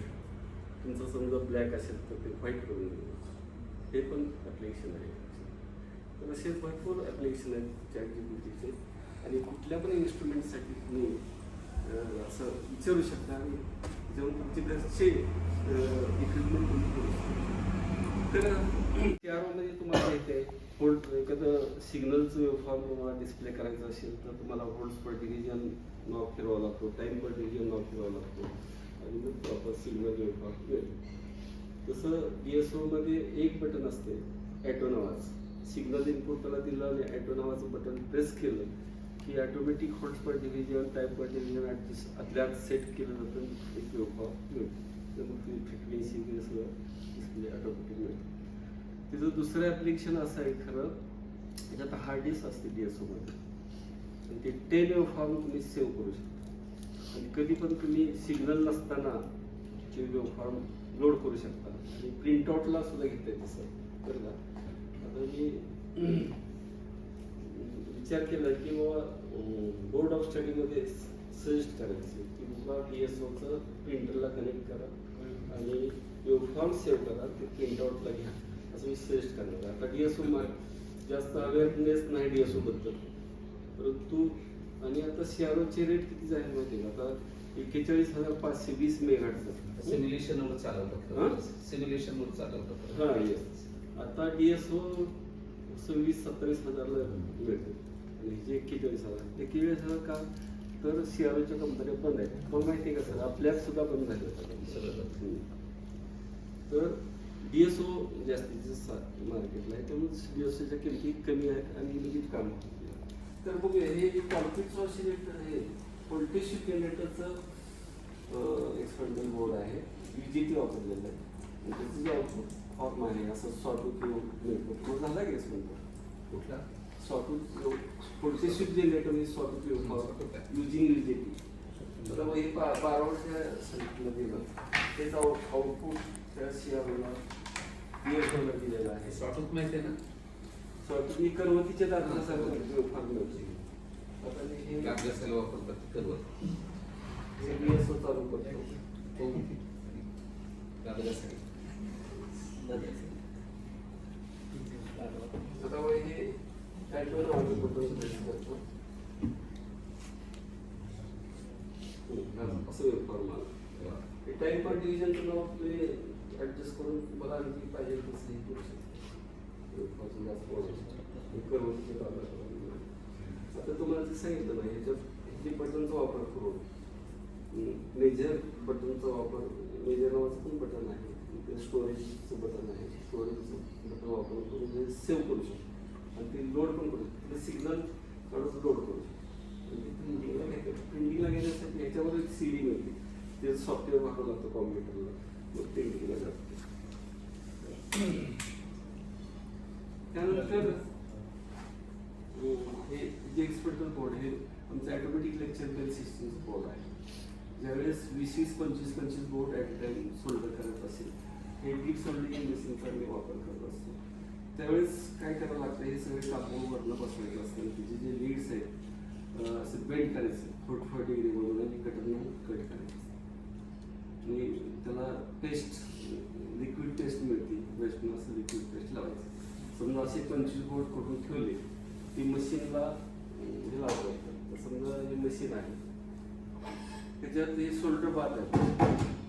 जसं तुम्ही सोल्डर वायर घेतो ना बरोबर, ते सोल्डर वायरचं बार इथं तयार केलेलं आहे. त्याला 260 डिग्री टेम्परेचर दिलं की सॉलिड इंटू लिक्विड कन्व्हर्शन होतं पूर्ण. आणि नंतर 260 डिग्री टेम्परेचर असं झाल्यानंतर दुधावरची जशी साई येते ना, तसं साई येते. मग त्याचं हे टूल आहे, वरचं जे घाण, साई म्हणजे घाण असतं, ते घाण असं काढून ह्या कप्प्यात टाकायचं.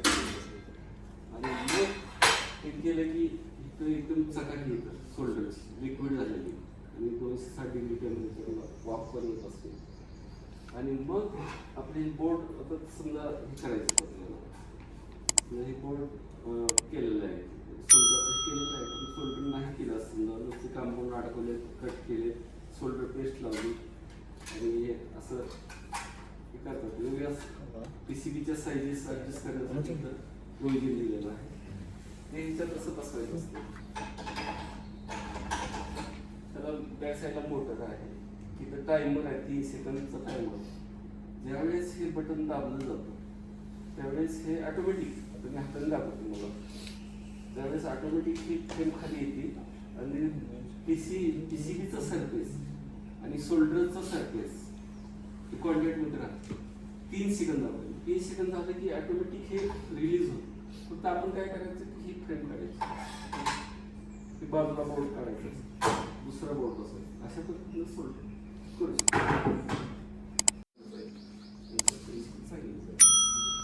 तर मी एक पॉवर ऑन करतो, हे लीड लावलेली आहे, पिझो बसर आहे, ते सांगतो तुम्हाला. हे पॉवर सप्लाय हे सर्किट आहे. ते आपल्या बाउलमध्ये हे ग्लासमध्ये पाणी आहे, पिण्याचं पाणी, ह्याच्यातून तो बंद करायचा.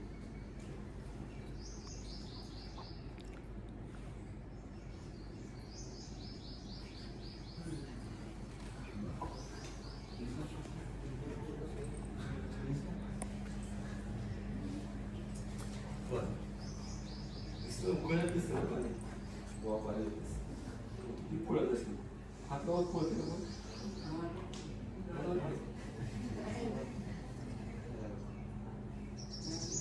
पळत नाही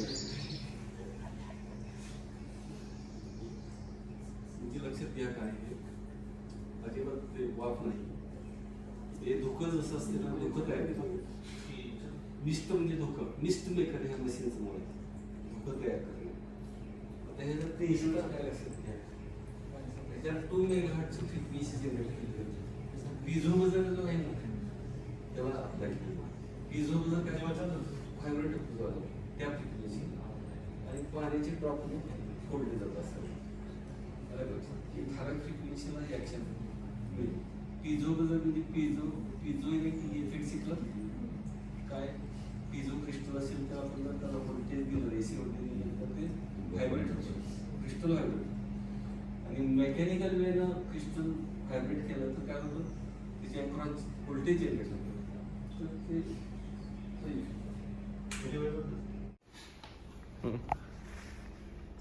Hello everyone, good morning. Good morning. Myself is Smita Ankush Kamble.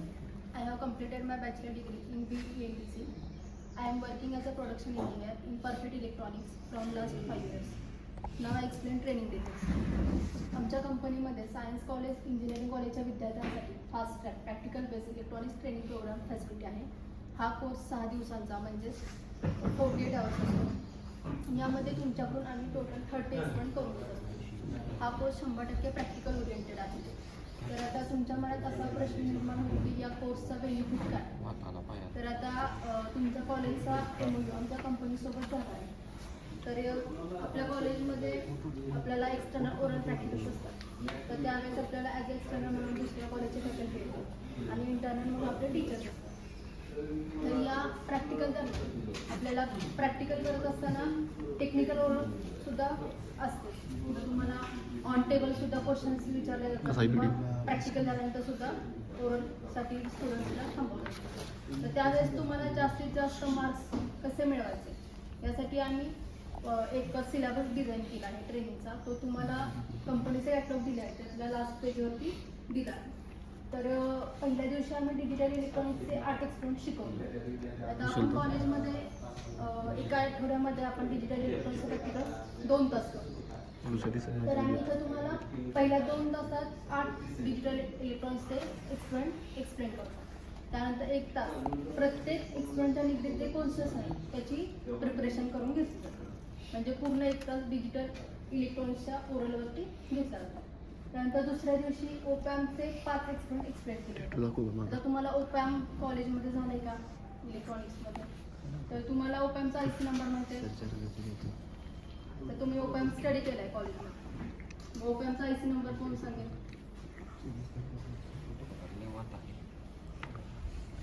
कशाचं सांग बरं. ओपॅमचा IC नंबर 74.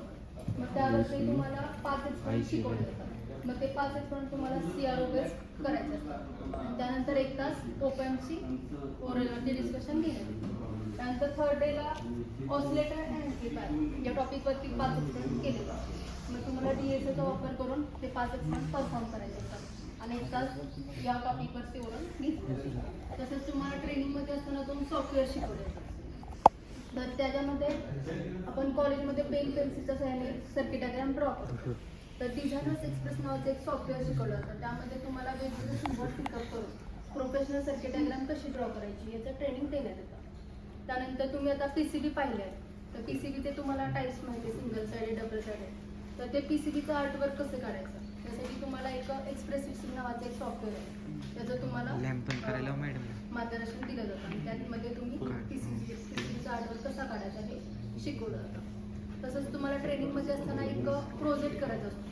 तर प्रोजेक्टसाठी तुम्हाला एक PCB आणि काही लूज कंपोनंट्स दिले जातात. मग ते सगळे कंपोनंट्स आहेत ते PCBवरती बसवून घ्यायचे आणि 1 बाय 1 एक कंपोनंट सोल्डर करायचे. मग ते तुम्हाला सोल्डरिंग डिसोल्डरिंग टेक्निक शिकवली असते. त्यासोबत टेस्टिंग कसं करायचं हे सुद्धा शिकवलं.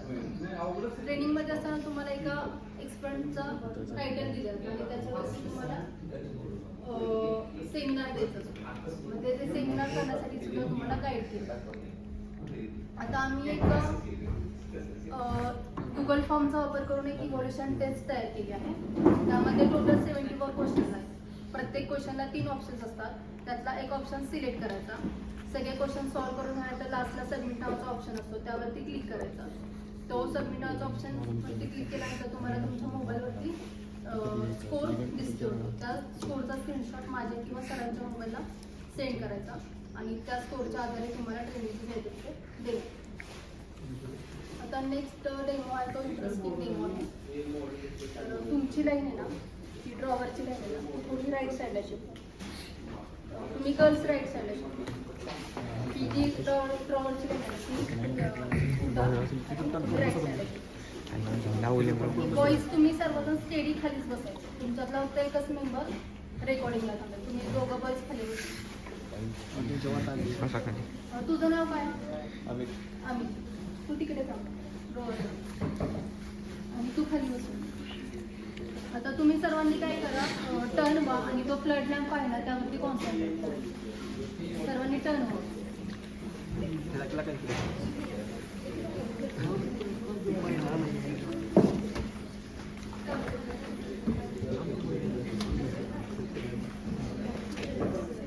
आता नेक्स्ट डेमो आहे तो सिक्युरिटी सिस्टीमचा डेमो आहे.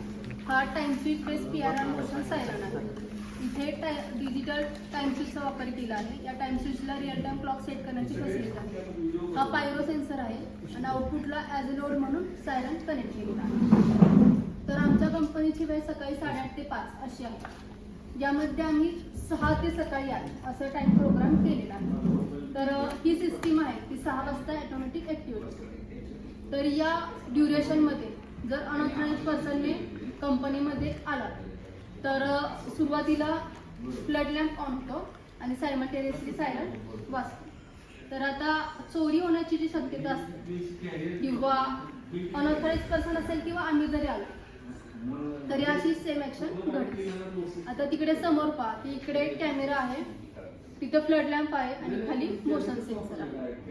तर आता थोड्या वेळासाठी मिसला आपण अनऑथराइज पर्सन असं कन्सिडर करणार आहोत. तर ज्यावेळेस मी तुला कॉल करणार आहे त्यावेळेस तुला स्ट्रेट इथपर्यंत चालत यायचं आणि त्यानंतर मग ड्रॉवरपर्यंत स्ट्रेट चालत यायचं. ठीक आहे. ज्यावेळेस मी तुला कॉल करेल तेव्हा तुला असं स्ट्रेट चालत यायचं. तर तुला त्या डोअरजवळ थांबायचं आणि आता सिस्टीम ऑन केल्यानंतर साधारण 2 मिनिट आपल्याला स्टेडी थांबायचं आहे. जे कोणी मेंबर्स या रूममध्ये आहेत, स्टाफ, स्टुडंट, तर तुम्ही सर्वांनी स्टेडी थांबायचं आहे. तर त्यासाठी सर्वांनी फ्लड लॅम्पवरती कॉन्सन्ट्रेट करायचं.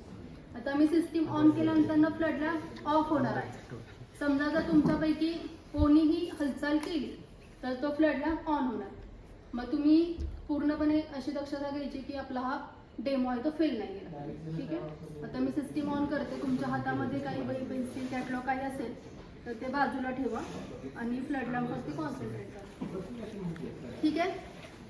आता मी सिस्टीम ऑन करते. सर्वांनी स्टेडी थांबायचं आहे.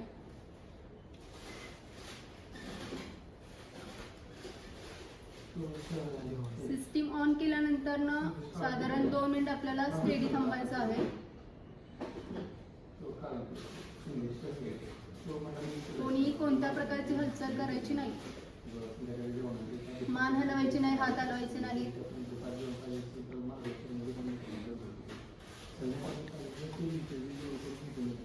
पहिला रिलेचा ऑपरेट झालेला आवाज आला आहे.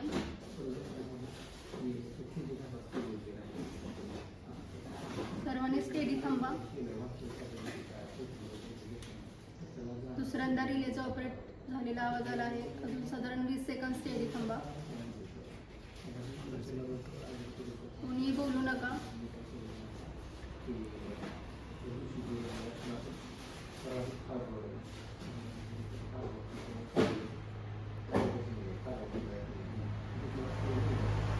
शांत बसायचं.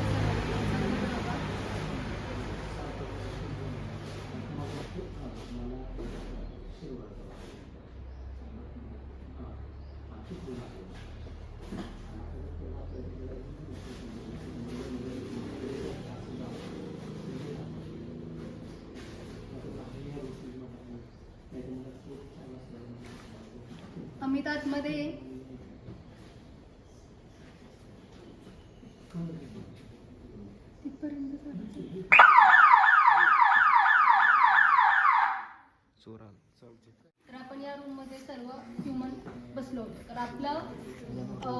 आपण सर्वजण एडी थांबलो होतो. तर जे पर्सन मुवेबल असते त्याचं डिटेक्शन केलं जातं आणि अशी ॲक्शन मिळते. आता नेक्स्ट 2 जे प्रोजेक्ट आहेत ते IoT बेस्ड प्रोजेक्ट आहे. तुम्हाला IoTचा फुल फॉर्म माहिती आहे का? IoTचा फुल फॉर्म काय आहे माहिती आहे? कशाचं इंटरनेट ऑफ थिंग्स. तर हा IoT बेस्ड वायफाय कॅमेरा आहे. आता तुझ्या बाजूने रेकॉर्डिंग कॅमेरा आहे. त्याला 5 व्होल्ट पॉवर सप्लाय अप्लाय केलेला आहे. तिथे आमचा PSNLचा राउटर आहे, त्याच्याशी कॉन्फिगरेशन करून घेतला आहे. तर या मोबाईलच्या आधारे मी जगात कुठेही असेल तर या कॅमेरासमोर व्ह्यू पाहू शकतो. तर आधी मी थिओरिटिकली एक्सप्लेन करते. आता ती कॅमेऱ्याची जी पोझिशन आहे ती तुमच्या बाजूला आहे. मग त्या कॅमेऱ्यासमोरचा जो पार्ट आहे तुम्हाला मोबाईलमध्ये दिसत नाही. तर आता मी ज्यावेळेस इकडे राईट साईडला ट्रॅक करणार तेव्हा कॅमेरा राईट साईडला मूव्ह होतो आणि त्यासमोरचा जो पार्ट आहे तो मला मोबाईलमध्ये दिसतो. त्यावेळेस मी कॅमेरा लेफ्ट साईडला ट्रॅक करते तेव्हा सायमल्टेनियसली कॅमेरा लेफ्ट साईडला मूव्ह होतो आणि त्यासमोरचा जो पार्ट आहे तो मला मोबाईलमध्ये दिसतो. तर ज्यावेळेस मला खालचा पार्ट पाहायचा असतो त्यावेळेस मी सिम्पली कॅमेरा वरच्या साईडला ट्रॅक करते. कॅमेरा मात्र खालच्या बाजूला शिफ्ट होतो आणि त्यासमोरचा जो पार्ट आहे तो मला मोबाईलमध्ये दिसतो. ज्यावेळेस मला वरती काय वर्क सुरू आहे हे पाहायचं असतं त्यावेळेस मी कॅमेरा खालच्या बाजूला ट्रॅक करते. त्यावेळेस कॅमेरा वरच्या बाजूला होतो आणि त्यासमोरचा जो पार्ट आहे तो मला मोबाईलमध्ये दिसतो. आता सर्वांनी कॅमेरावरती फोकस करा. आता मी सिम्पली राईट साईडला ट्रॅक करते. तुम्ही पाहू शकता कॅमेरा राईट साईडला मूव्ह होतो आणि त्यासमोरचा जो पार्ट आहे तो मला मोबाईलमध्ये दिसत आहे. आता मी लेफ्ट साईडला ट्रॅक करते.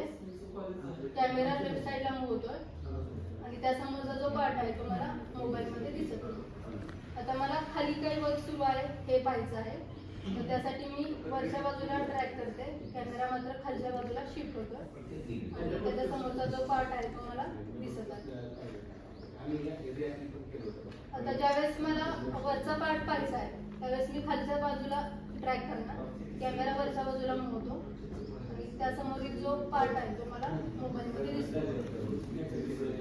आता थोड्या वेळासाठी असं कन्सिडर करा की मी कंपनीच्या कामानिमित्त बाहेर गावी आहे. कोल्हापूरला असेल किंवा पुण्याला असेल मुंबईला असेल आणि इथं जे काही वर्क सुरू आहे ते मला पाहायचं आहे.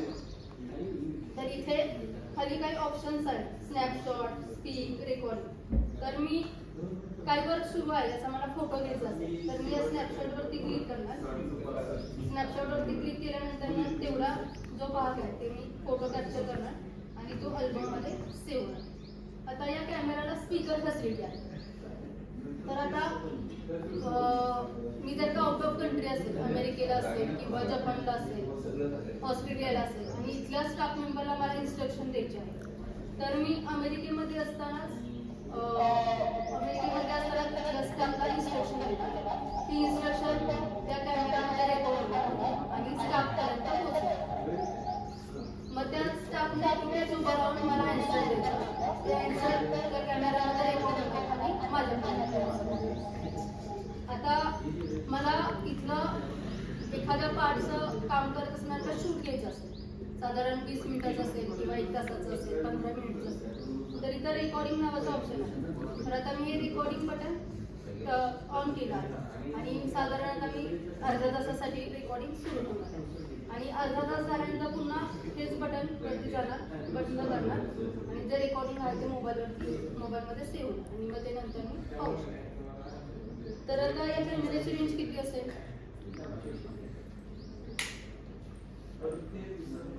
कोणी सांगू शकेल का? या कॅमेऱ्याची रेंज किती असेल?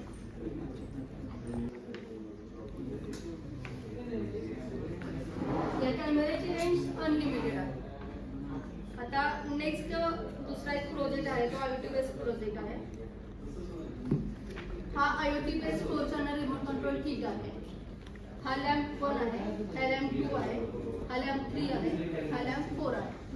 तर या मोबाईलच्या आधारे मी जगात कुठेही असेल तरी हे लॅम्प ऑन ऑफ करू शकतो. तर इथे तुम्ही पाहू शकता की ह्या लॅम्पच्या स्टेट आहेत त्या ऑन आहेत की ऑफ आहेत? ऑफ आहे. आता इथे आमचं PSNLचा राउटर आहे त्याच्याशी कॉन्फिगरेशन करून घेतलं आहे. तसेच यामध्ये आम्ही ESP कंट्रोल कार्डचा सुद्धा वापर केलेला आहे. तर आता इथे मी 1 बाय 1 एक लॅम्प ऑन करते. आता मी लाईट 1 ऑन केला, लाईट 1 ऑन झाला, लाईट 2 ऑन केला, लाईट 2 ऑन झाला, लाईट 3 ऑन केला, लाईट 3 ऑन झाला, लाईट 4 ऑन केला. कधी कधी जर का इंटरनेट जर का स्लो चालत असेल ना, लाईट 4 ऑन झाला. ठीक आहे. आता तुमच्या मनात अशी शंका येईल की मी इथे लॅम्प शेजारी उभा राहून ऑन ऑफ करतो. तर असं नाही. जे आपले IoT बेस्ड प्रोजेक्ट असतात ते इंटरनेटशी निगडीत असतात, ते इंटरनेटच्या माध्यमातून घडत असतात. तर आता आपल्या सर्वांच्या घरी TV असतात, त्या टीव्हीला रिमोट असतो. त्या रिमोटची रेंज साधारण 20 मीटर्स पर्यंत असते. तर हा IoT बेस्ड कंट्रोल किट आहे, तर याची रेंज अनलिमिटेड आहे. आता मी हे लॅम्प आहे ते 1 बाय 1 एक ऑफ करते. लाईट 1 ऑफ केला,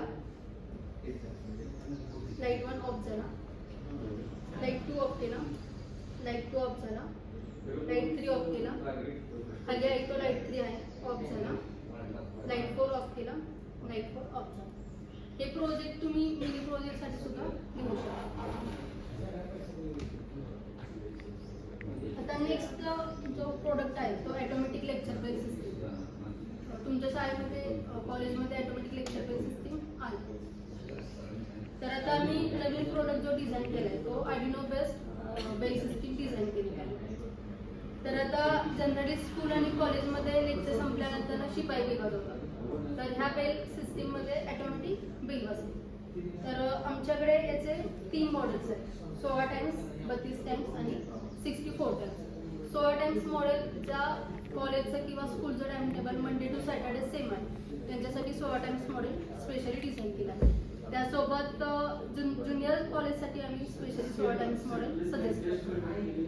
आता 32 टाइम्स मॉडेलमध्ये हायस्कूल किंवा इंग्लिश मिडियम स्कूलसाठी आम्ही 32 टाइम्सचं मॉडेल डिझाईन केलं आहे. तर त्यामध्ये Monday to Saturday time table same आहे आणि मंडे टू फ्रायडेसाठी सेम आहे आणि सॅटर्डेसाठी डिफरंट आहे. असे जर का टाइममेट्स असतील तर आम्ही 32 टाइम्सचं मॉडेल देतो. आता रयत शिक्षण संस्थेचं जे टाइम टेबल आहे तर त्यासाठी आम्ही 2 टाइम्सचा वापर करून एक इन्स्ट्रुमेंट डिझाइन केलेला आहे. मग ज्या स्कूलला गव्हर्नमेंटचा टाइम टेबल आहे तर त्यामध्ये Monday to Thursday same timings असतात, फ्रायडेसाठी सेपरेट असतात आणि सॅटर्डेसाठी त्यापेक्षा सेपरेट असतात. मग त्यासाठी आम्ही 2 टाइम्सचा वापर करून बेल ड्रायव्हर डिझाईन केला आहे. तर हा टाइम स्विच आहे. यामध्ये आपल्याला आपली ज्या तासिका असतात त्याचा टाइम टेबल प्रोग्राम करायचा असतो. त्यानंतर इथं आउटपुट सॉकेट आहे. या आउटपुट सॉकेटमध्ये आपल्याला बेलची पिन बसवायची असते. हा पॉवर इंडिकेटर आहे, हा प्रेस टू रिंग बेल आहे आणि हे फ्यूज सॉकेट आहे. तर या टाइम स्विच मध्ये प्रोग्राम केल्या व्यतिरिक्त जर आपल्याला बेल वाजवायची असेल तर हे प्रेस टू रिंग बेलचा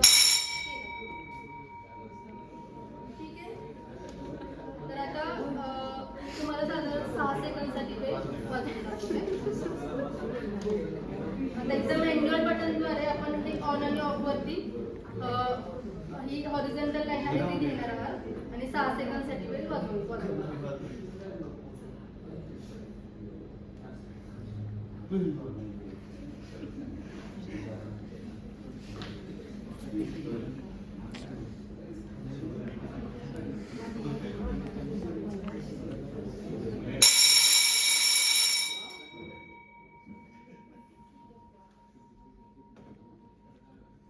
शेवटसाठी मॉनिटर ट्रान्सफॉर्मिंग मशीनचा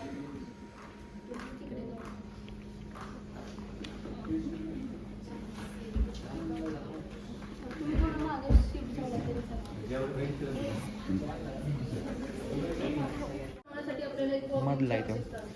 त्यामध्ये मी वरच्या साईडला बंद कर की ते. प्रायमरीसाठी 2 वायर्स काढून घेतल्यात आणि सेकंडरीसाठी 3 वायर्स काढून घेतल्यात. तर ही मिडल जी ब्लॅक वायर आहे सेंटर टॅप आहे.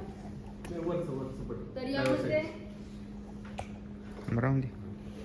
कम्प्लीट झालं आहे. तर प्रायमरीसाठी नंबर ऑफ टर्न्स 5000 घेतले जातात आणि सेकंडरीसाठी 400 + 400 असे टोटल नंबर ऑफ टर्न्स 800 घेतले जातात.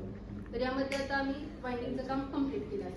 त्यानंतर आपल्याला ट्रान्सफॉर्मर लॅमिनेट करण्यासाठी 2 प्लेट्सचा वापर केला जातो. ई टाईप प्लेट्स ह्या ई टाईप प्लेट्स आहेत.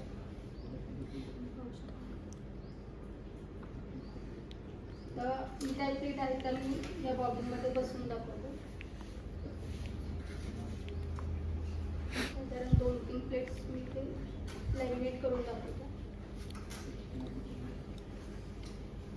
ई आणि आय प्लेट्सचा वापर करून आपण ट्रान्सफॉर्मर लॅमिनेट करत असतो. तर या 2 प्लेट्सच्या मध्ये जो गॅप दिसतोय तुम्हाला, तिथे आपल्याला आय टाईप प्लेट बसवायची असते. आणि ज्यावेळेस हे ट्रान्सफॉर्मर कम्प्लीट आपण लॅमिनेट करतो त्यावेळेस तो अशा स्वरूपाचा दिसतो. तर इथं प्रायमरीची वायर काढलेली आहे, इकडे सेकंडरीची वायर काढलेली आहे. तर हा 24 व्होल्टचा ट्रान्सफॉर्मर आहे. समोर जो पॉवर सप्लाय आहे त्यामध्ये आम्ही हाच ट्रान्सफॉर्मरचा वापर करतो. त्यामध्ये आउटपुटला 7812 रेग्युलेटर यूज केला जातो. ज्यावेळेस तुम्ही input voltage 170 volt to 270 volt vary कराल त्यावेळेस तुम्हाला आउटपुट व्होल्टेज 11.9 व्होल्ट मिळेल. आणि जर तुम्ही हाच ट्रान्सफॉर्मर डिमोस्टॅटवरती जर का चेक केला, टेस्टिंग केलं, तर तुम्ही इनपुट व्होल्टेज ज्यावेळेस तुम्ही 170 व्होल्ट देणार त्यावेळेस तुम्हाला आउटपुट व्होल्टेज 11.9 व्होल्ट मिळेल. त्यानंतर तुम्ही इनपुट व्होल्टेज चेंज कराल 180 to 10 त्यावेळेस तुम्हाला आउटपुट व्होल्टेजमध्ये 13 व्होल्ट 15 व्होल्ट असं मिळतं. आणि ज्यावेळेस तुम्ही इनपुट व्होल्टेज 270 व्होल्ट ठेवाल त्यावेळेस तुम्हाला आउटपुट व्होल्टेज 24 व्होल्ट मिळेल. तर हा ट्रान्सफॉर्मर कोणत्या टाईपचा आहे? ट्रान्सफॉर्मर झाले तुम्हाला कॉलेजमध्ये कोणत्या टाईपचा आहे हा ट्रान्सफॉर्मर?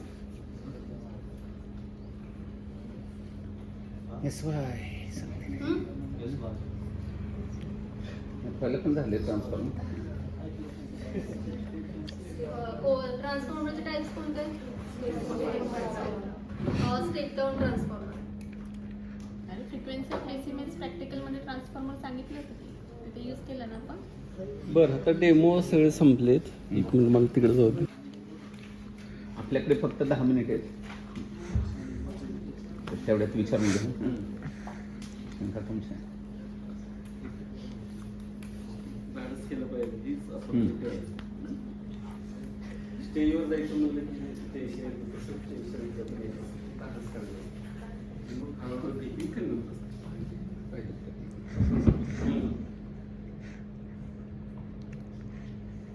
मुलींकडून. आता जे काही तुम्ही डेमॉन्स्ट्रेशन बघितले त्याबद्दल तुम्हाला कोणाविषयी अजून जाणून घ्यायचं आहे, काही समजलं नाहीये, काही डाऊट्स आहेत तर तुम्ही विचारू शकता सरांना. अगोदर सांगितलं होतं ना काय प्रश्न विचारू शकते हे एखाद्या एक्सपेरिमेंट. मागच्या वेळी मुलांचे खूप व्हिडिओ आहेत प्रश्न विचारताना वगैरे घेताना. विद्यार्थ्यांपैकी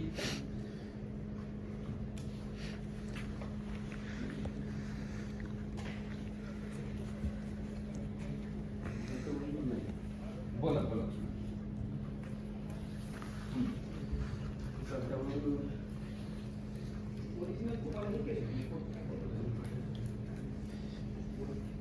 शिवाजी विद्यापीठामध्ये एकदा कुलगुरूचं भाषण चाललेलं होतं आणि त्यावेळेस सगळ्या मुली आघाडीमध्ये होत्या, मेरिटमध्ये सगळे. तर त्यावेळेस कुलगुरू म्हणले, मुलांनो तुम्ही नाराज होऊ नका. ज्या मुली बाहेर मारल्याचे भरपूर मार्क्स मेरिटेड झाले ते पुरुष कमिटीलाच येणार आहे, त्यामुळे फायदा तुम्हालाच आहे. असं एक जोक सांगितलं. तर त्यावेळेस विद्यार्थ्यांनी जास्त प्रश्न विचारले पाहिजे.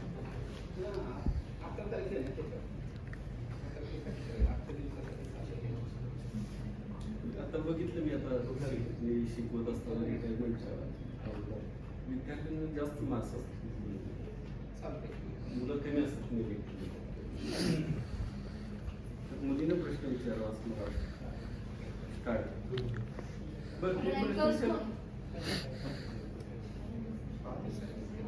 मग आता प्रश्न तुम्ही विचारत नाही ह्याचा अर्थ तुम्हाला सगळं समजलं बरोबर.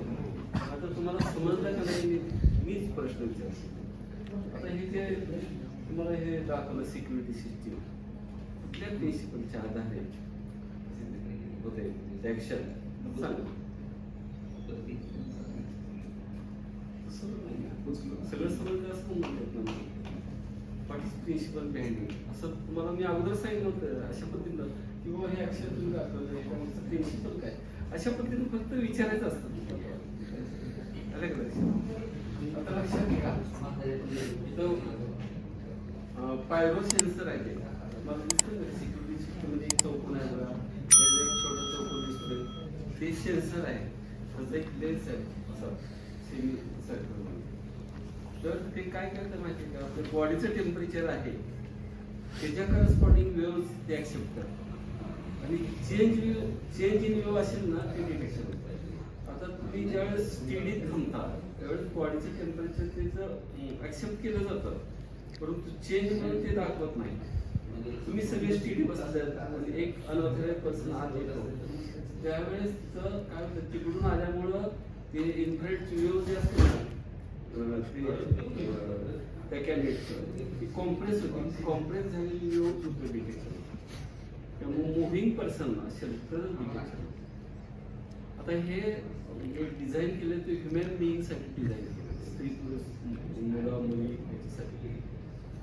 कुत्र्याचं टेम्परेचर आपल्या टेम्परेचरपेक्षा वेगळा वेगळं म्हशीचं टेम्परेचर वेगळं असतं. ती जर आली त्या दोन तर डिटेक्शन होतं. लक्षात ते प्रिन्सिपल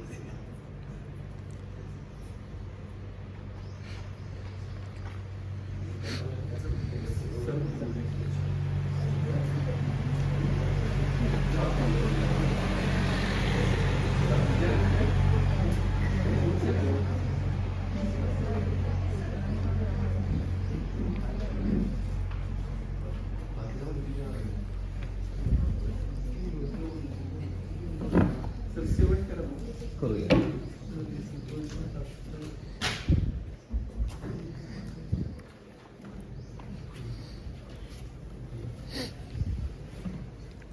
विद्यार्थी मित्रांनो, आज आपली एज्युकेशनल टूर होती.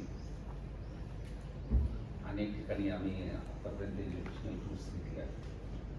2 वर्षापूर्वी इथे परफेक्ट इलेक्ट्रॉनिक्समध्ये आलो आणि खूप चांगला आउटपुट मिळाला आम्हाला.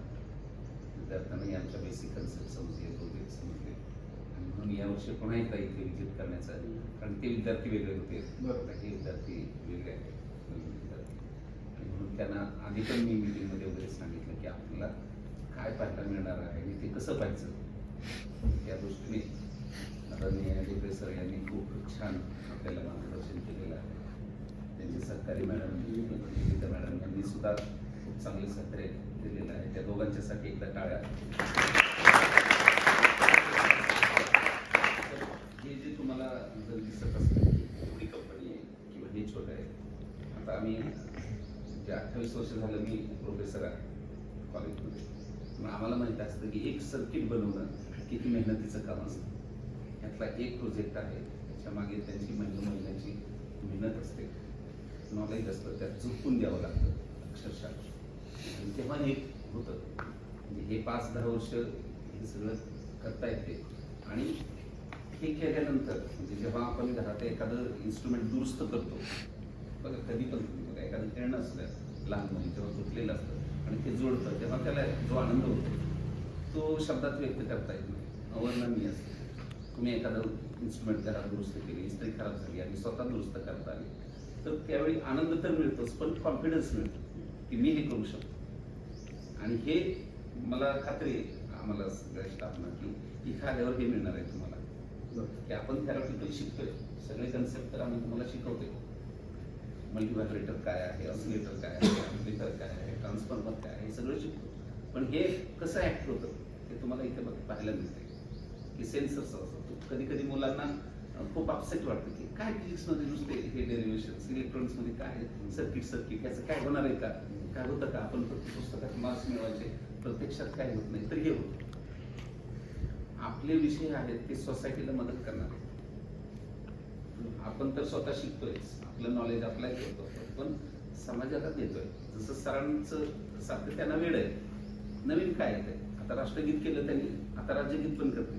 पुढच्या वेळी आपण पुढच्या वर्षी येऊ तेव्हा कदाचित राज्यगीत पण केलेलं असेल कारण त्यांना काळाबरोबर चालावं की समाजाची मागणी काय आहे, समाजात कोणत्या प्रकारचे प्रश्न आहेत आणि त्याचं आपण सोल्युशन कसं देऊ शकतो. अलेक्सा ही 4 वर्षापूर्वी अगदी फक्त बोललो ऐकायची हे काय काही विचारलं तर सांगताय. आता तुम्ही याच्या जगामध्ये वावरताय त्यामुळे तुम्हाला माहित आहे ऑलरेडी की हे असं आहे. पण दिवसेंदिवस त्यांचं जो थिंक टँक आहे तो त्याच्या पुढे असतो. चोर जसे बाबा एक आताची स्टाईल माहीत झाली की पोलिसांना माहीत झाली त्याच्या पुढे ते 2 असतात. हे चोरांच्या पुढे 2 स्टेप असतात. यांना माहिती आहे त्याच्यापेक्षा पॉवरफुल सिस्टीम कशी बनवली जाईल हे अगोदर लोक येतात तेव्हा लगेच सांगतात. काय तुमचं दुकान आहे का, मग ही सिस्टीम घ्या. बरोबर. काय तुमचं कॉलेज आहे का, ही घ्या. काय तुमचं ज्वेलरी शॉप आहे, मग त्याच्यासाठी ही घ्या. त्या पद्धतीने तुम्हाला कॉन्फिडन्स मिळावा आपल्या विषयामध्ये. प्रॅक्टिकल नॉलेज घेण्यासाठी तुम्ही उत्सुक. आणि मला नेहमी वाटतं की प्रॅक्टिकल ऐकायचं नाही फक्त की जाऊ नका काहीतरी एका प्रोजेक्ट घ्यायचा किंवा आर्डिनो किट कसलं असतं 500-700 रुपये खर्च करायचे घ्यायचं. युट्यूबवरती सगळं मिळते तुम्हाला. लागलं तर आम्ही थोडं मार्गदर्शन करू. मागच्या वर्षी BCSचं एक्झिबिशन सर आम्ही मुलांचं फर्स्ट इयरच्या मुलांचं BCSच्या तर 50 प्रोजेक्ट त्याच्यामध्ये इष्ट नव्हतं त्यांनी गणून प्रोजेक्ट केला होता. तो आविष्कारच्या दुसऱ्या लेवलपर्यंत त्या वर्षी गेला होता. तर त्याच्यासाठी पण टाळ्या वाजवा. अशा मुलांना हे जास्त हेल्प होईल किंवा तुम्हाला सगळ्यांनाच जास्त होऊ शकेल अशी मला खात्री. आपण इथं खूप छान मार्गदर्शन केलं त्याबद्दल आमच्या प्रतिष्ठानला वाणिज्य विज्ञान महाविद्यालयाच्या वतीने आमच्या सर्व सहकार्यांच्या वतीने मी आपलं मनपूर्वक आभार व्यक्त करतो. मला हेच सांगायचं तुमचं टूर आलेलं मी तुम्हाला ट्रिपचा रिपोर्ट लिहावा लागतो माहिती का. परीक्षेमध्ये तुम्हाला ट्रिप रिपोर्ट जर्नलमध्ये जोडायचं आपल्याला. तो रिपोर्ट जोडायचा. त्याची कॅटलॉग आहे ते जर्नलला जोडलं की चालतंय. आणि तुम्हाला एक्झामिनर प्रश्न विचारणार सांगा तुम्ही काय त्याचं ठेवायचं आणि जर्नलमध्ये जोडायचं.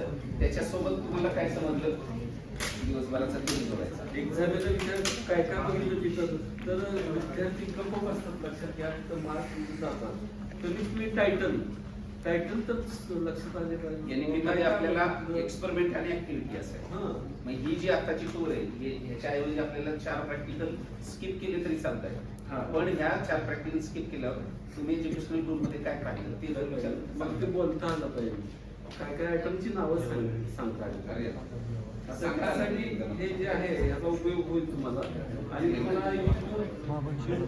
सांगितलं ना परफेक्ट इलेक्ट्रॉनिक्स MIDC आणि पुढे तुम्ही बारामती लिहिलं ना तुमची इंडस्ट्रियल इंजिनिअरिंगचं तुम्हाला लिंक मिळेल. त्यामुळे तुम्ही प्ले करून बघू शकता परीक्षा झाल्यापासून आपण प्रत्यक्ष काय बघितले. एक्झामिनर विचारणार तुमची ट्रिप दिलेली होती असे एज्युकेशनल तुम्ही काय काय बघितलं त्यावेळेस तुम्ही प्रिपेअर करा शकता. मग ते लिंक तुम्हाला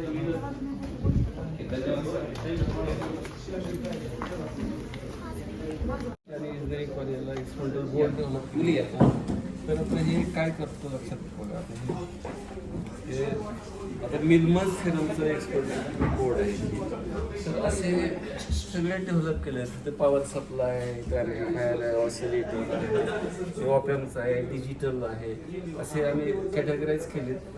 ओरिजिनल आता आम्ही हे डेव्हलप करून दिलं. कोणाची तर ऑर्डर आली की आम्ही त्याचा स्टडी करतो. स्टडी केल्यानंतर त्याचं आर्टवर्क बनवलं आमच्याकडे एक्सप्रेस PCB नावाचं सॉफ्टवेअर आहे. जे आर्टवर्क बनवलं जातं आणि मग हे आर्टवर्क एक कमर्शियल PCB मेकरला दिलं जातं. त्याच्याकडून हे डेव्हलप केलं जातं. ह्या PCB इथं बनवलं जातं. मग ॲट ए टाइम 24 PCB आपल्याला घ्यावं लागते. 24चं बंच तुम्हाला दिसतं. आणि मग पुढची जी प्रोसेस आहे असेंब्लिंग करायचं असतं. असेंब्लिंग केल्यानंतर बोर्ड कसे दिसतात हे तुम्हाला दाखवतो. तर काय होतं असेंब्लिंग.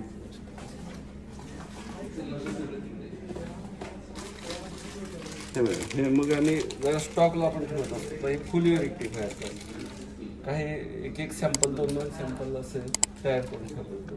तयार केल्यानंतर मग हे बोर्ड हे जे बॉक्समध्ये आम्ही असं फिक्स करत असतो. फायनल कस्टमरला देताना हे अशा पद्धतीने दिलं जातं. तिने 12 वॉटचा आपल्याला लावायचा की एक्सपेरिमेंट करायचं.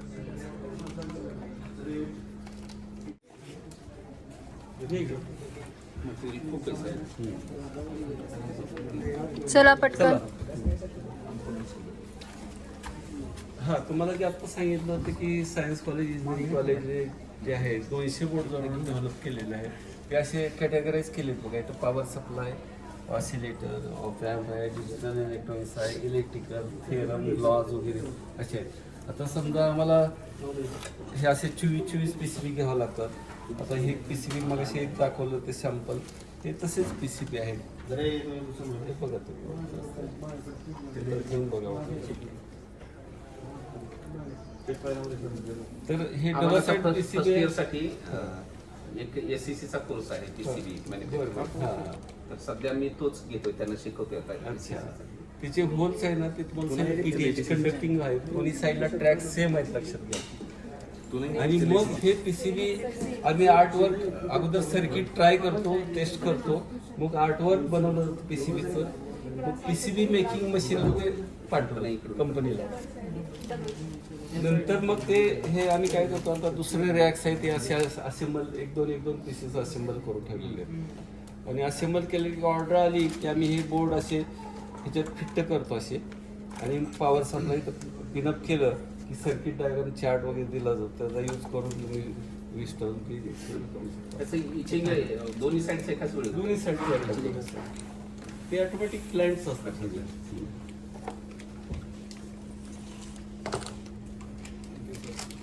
ओके. परफेक्ट इलेक्ट्रॉनिक्सचे संपूर्ण ऑटोमॅटिक ऑटो लेक्चर बेल आणि ऑटो राष्ट्रगीत प्लेअर सिस्टीम शाळा कॉलेजसाठी अत्यंत उपयुक्त. उत्पादक perfect electronics MIDC Wai. Free डेमोसाठी संपर्क 98 222 41 255.